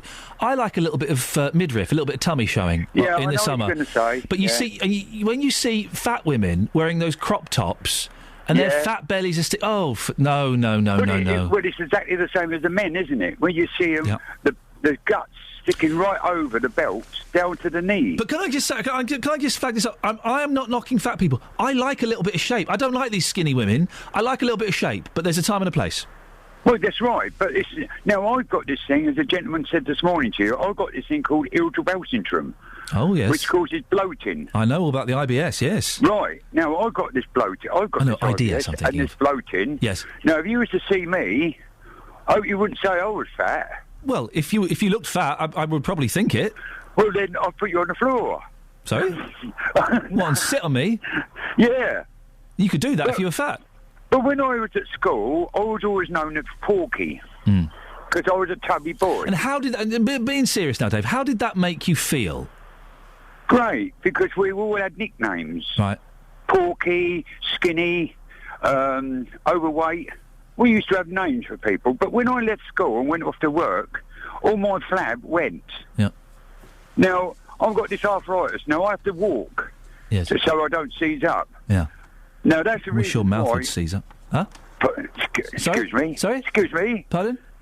Excuse me, what did you just say? Hang on a second. I'm just being handed a piece of paper by producer Catherine. Hang on a second.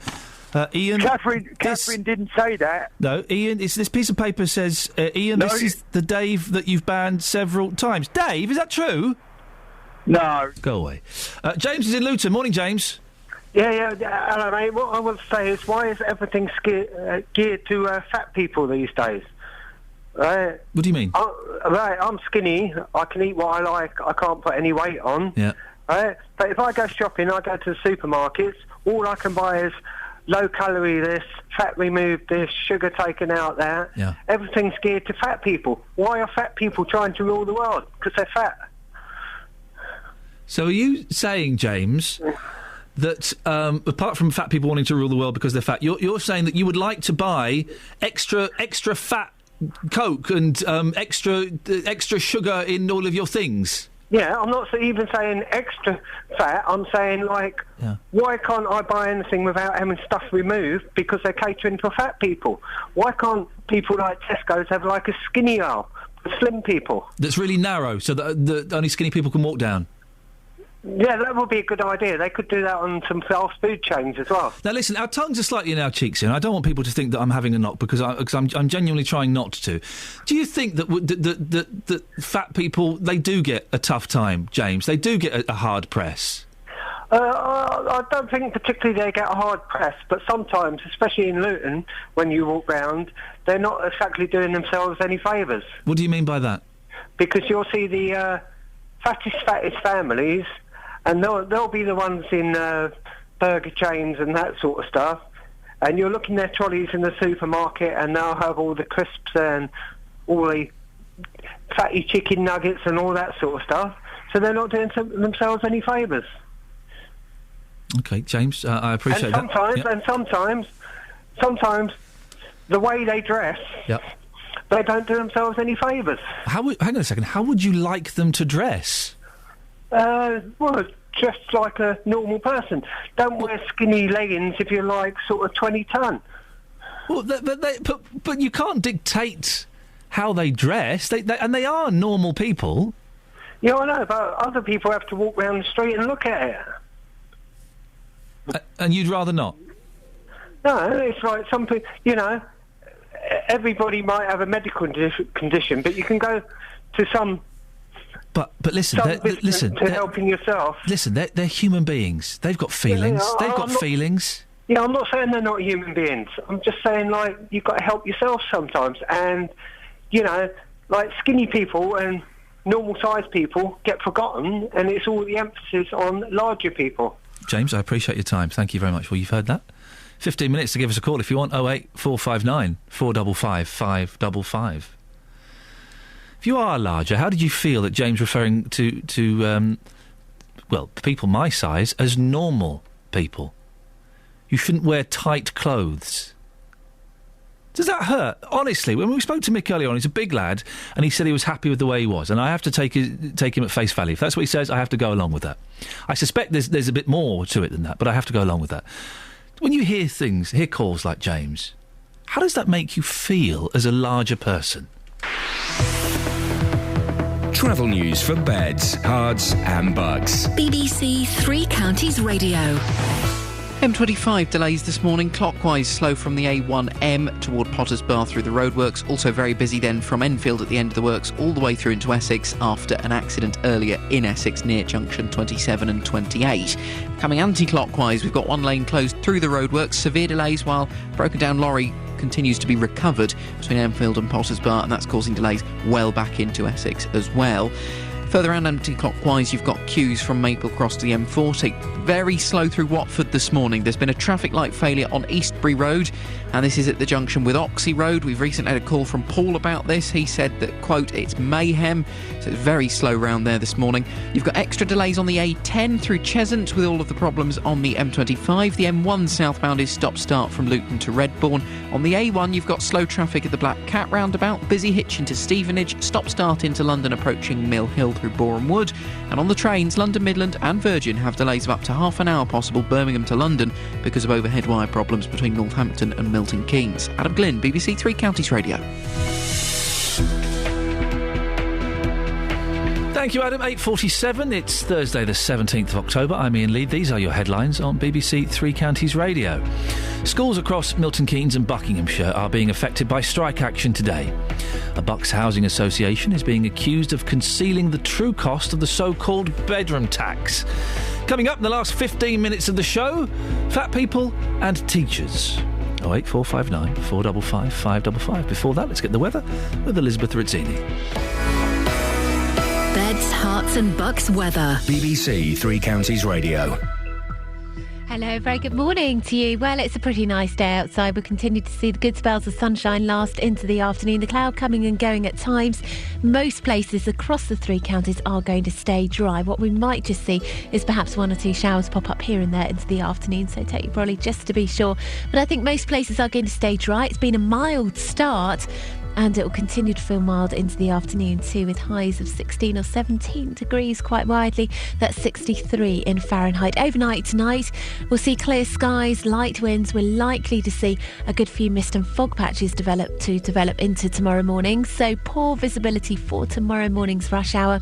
Temperatures overnight down to 10 or 11 degrees Celsius. It's going to stay reasonably mild for the next couple of days or so. Expect to see some outbreaks of rain though by the time we get to tomorrow afternoon. That's the forecast. Thank you very much. The bugles sounded and we made the charge.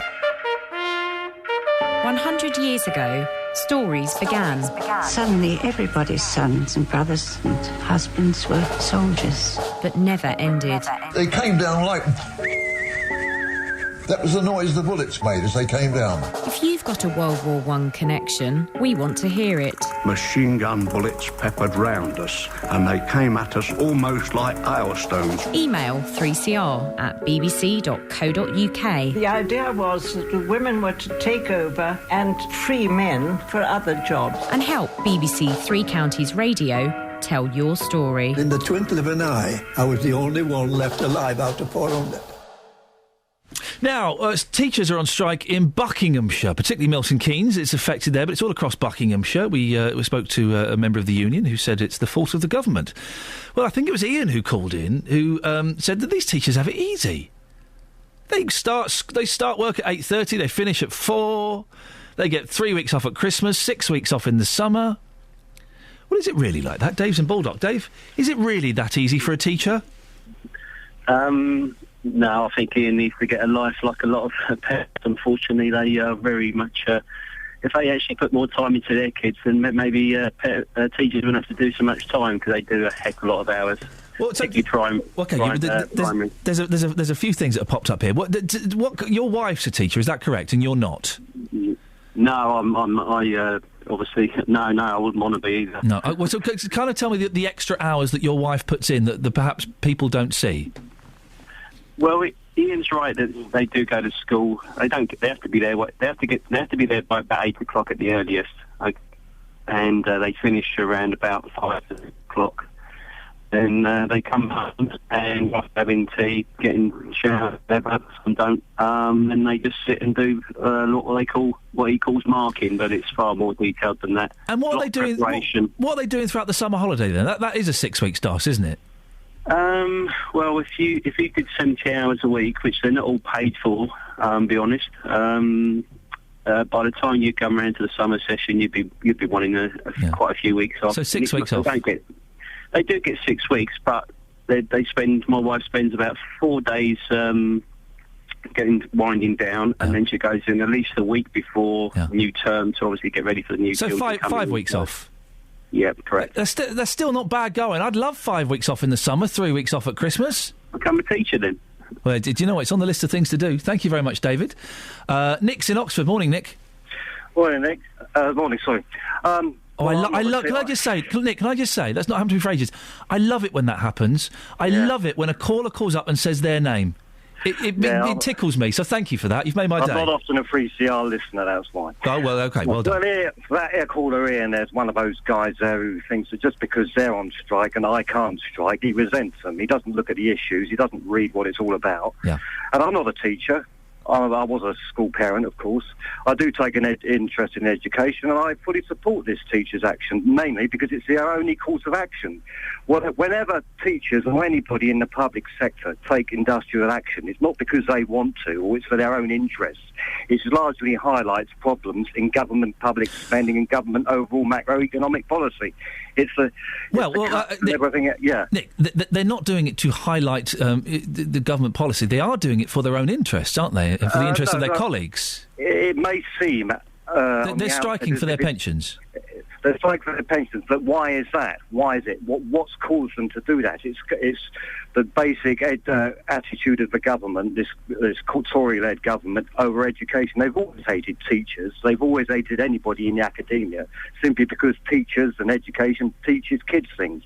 And I don't think it's going to upset the kids' education. I know, I'm from Norfolk, actually. When the teachers were on strike out the other day, there were children actually coming out on the picket lines with the teachers because they want to find out what it's all about. It's an education to find out why teachers want to strike and what's causing them to do it. So I refute your argument that it's solely about pensions and they're not doing it to educate the children about strikes, Nick. They're doing it because they want a few more quid.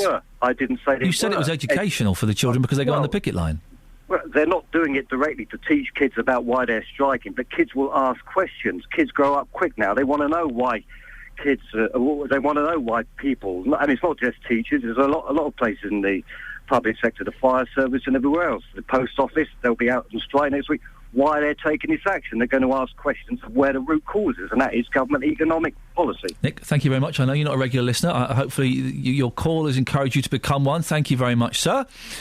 08459 455 555. Now, on the subject of being fat, it's in a lot of the papers today that maybe we're a little bit too harsh on parents, on fat people, sorry. The Daily Mail's front page, don't be nasty to fat people. Justin Dealey has been getting reaction to this. Justin, what's been the mood this morning? Well, I've been asking people if they have any sympathy for anyone who is fat or obese. Some interesting answers here. Here's what people had to say. I have a little sympathy because they've obviously got some kind of problem that they let themselves get so overweight and make life difficult for themselves.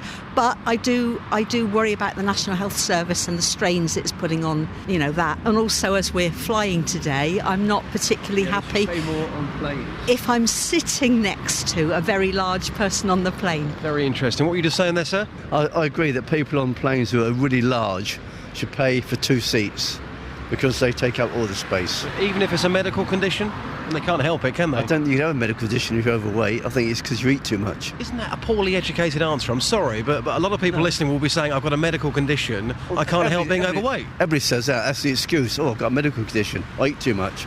Well, yeah, of course. I mean, no one wants to be fat, do they, really? To be fair, though, madam, you keep yourself in good condition. Shouldn't other people be doing exactly the same? It depends on circumstances, doesn't it? Some people are overweight because there's a medical reason. If there's no medical condition? If there's no medical condition, then I think GPs should be maybe a bit nicer to try and help people do something about it. I stop running, stop eating. Something to walk and do a bit of exercise, get it off them. That's something I can suggest, mate. So no sympathy at all? No, no sympathy at all, mate. No. My wife was a big lady, and the doctors were forever, ever going on about her weight all the time, non-stop. And yet you look at some of them, it's pot cold and kettle black, some of them. How did it make your wife feel when doctors were constantly going on about it? Terrible, absolutely terrible. In the end, she was frightened to go to the doctors. I mean, some people's lifestyles just do not allow them to maybe lose weight or maintain the weight they wish to. Justin, thank you for that. I do worry that even in the tone of this, we're being perhaps slightly bullying. Are we? I don't know. Having never been fat, I can't put myself in that position. Thank you for that, Justin. Excellent stuff. Let's go to the calls. We've got Michael. Michael, you work for the ambulance service. Yes, good morning. Morning. What's your story? Well, a few weeks ago, we was called to a house where a patient had a fall and become unwell and was completely unable to move. This patient was near to 50 stone. Sorry, he was how much? He was near to 50 stone. 50 stone? That's right, yes. So you can make a very, very large gentleman. He lived at home with his wife. What we know, well, he was happy. He did like to eat. Never went out and never exercised. He had fallen unwell from this fall and was unable to move. So when we arrived at the house, of course we needed to take him to hospital, but obviously a two-man crew we were. We needed some assistance. So as we called for assistance, the other crew arrived. We realised it still wasn't enough. Our inspector come, he authorised for the fire service to come. So in total we had 3 ambulances, 3 fire engines and 3 police cars at this gentleman's house to try and take him out of his house. And how many people did it take to get him out of the house? In total, there was around 20 crews, like the 20 officers, including fire, the firemen, including the ambulance. And how on earth did you shift him? Did you put him on a sheet and lift him out that way? That's right. We did. His house was it was a small house, and it was so small in the hallway we couldn't fit our wheelchair in, we couldn't fit our stretcher. So the only alternative was to put him on a bariatric sheet and basically drag him out of his house. For us to do this, it all took around 3.5 hours from start to finish of getting this patient out of the house. And did anyone say to Michael, I mean, obviously he knows, did anyone say, you're fat, you need to lose weight? Obviously, he knew he was a bariatric. He knew he was a very big guy. He did make the comment, obviously, don't break your back. But obviously, he was happy with how he was. And obviously, we can't tell him that. No, it's inappropriate for you in that position. Michael, we have to end it there because we're out of time, but thank you. What an amazing call to end the show on. Well, let's get the travel now. Here's Adam. Travel news for beds, cards and bugs. BBC Three Counties Radio. Cheers, Iain. London Midland and Virgin trains running with some delays, possibly up to half an hour's worth, and it's because of overhead wire problems between Northampton and Milton Keynes Central. It'll be affecting trains up toward Birmingham and some services coming back down toward London. M25, delays clockwise through the roadworks from South Mims toward Potters Bar, and then as you come out of the tail end of the works past Enfield, it's very slow going into Essex this morning after an accident much further around the motorway near the A12. Anti-clockwise, we've also got a lane closed through the roadworks. This is between Enfield and Potters Bar. The congestion there tailing back into Essex, and that's been going on for most of this morning. Further round anti-clockwise, queues from Maple Cross to the M40. In Watford, traffic light failure on the Eastbury Road at Oxley Road, causing a lot of congestion this morning. Busy on the A10 in Cheshunt as you come down to the M25, delays. Southbound M1 start past Redbourne. The A1 very slow at the Black Cat roundabout after an accident earlier, and the A1M busy from Hitchin towards Stevenage. Adam Glynn, BBC Three Counties. Thank you very much, Adam. Right, that's it. That's your lot. If you didn't get your say on that, you can give JVS a call. He's asking, is it time we stop blaming fat people for their size. I'm back tomorrow at 6. Until then, from me, ta-ta. Local and vocal across beds, hearts and bucks. This is BBC Three Counties Radio. Thank you, Iain. Good morning. Welcome to the JVS show. I'm Jonathan Vernon-Smith. Coming up on today's Big Phone-In, is it time we stopped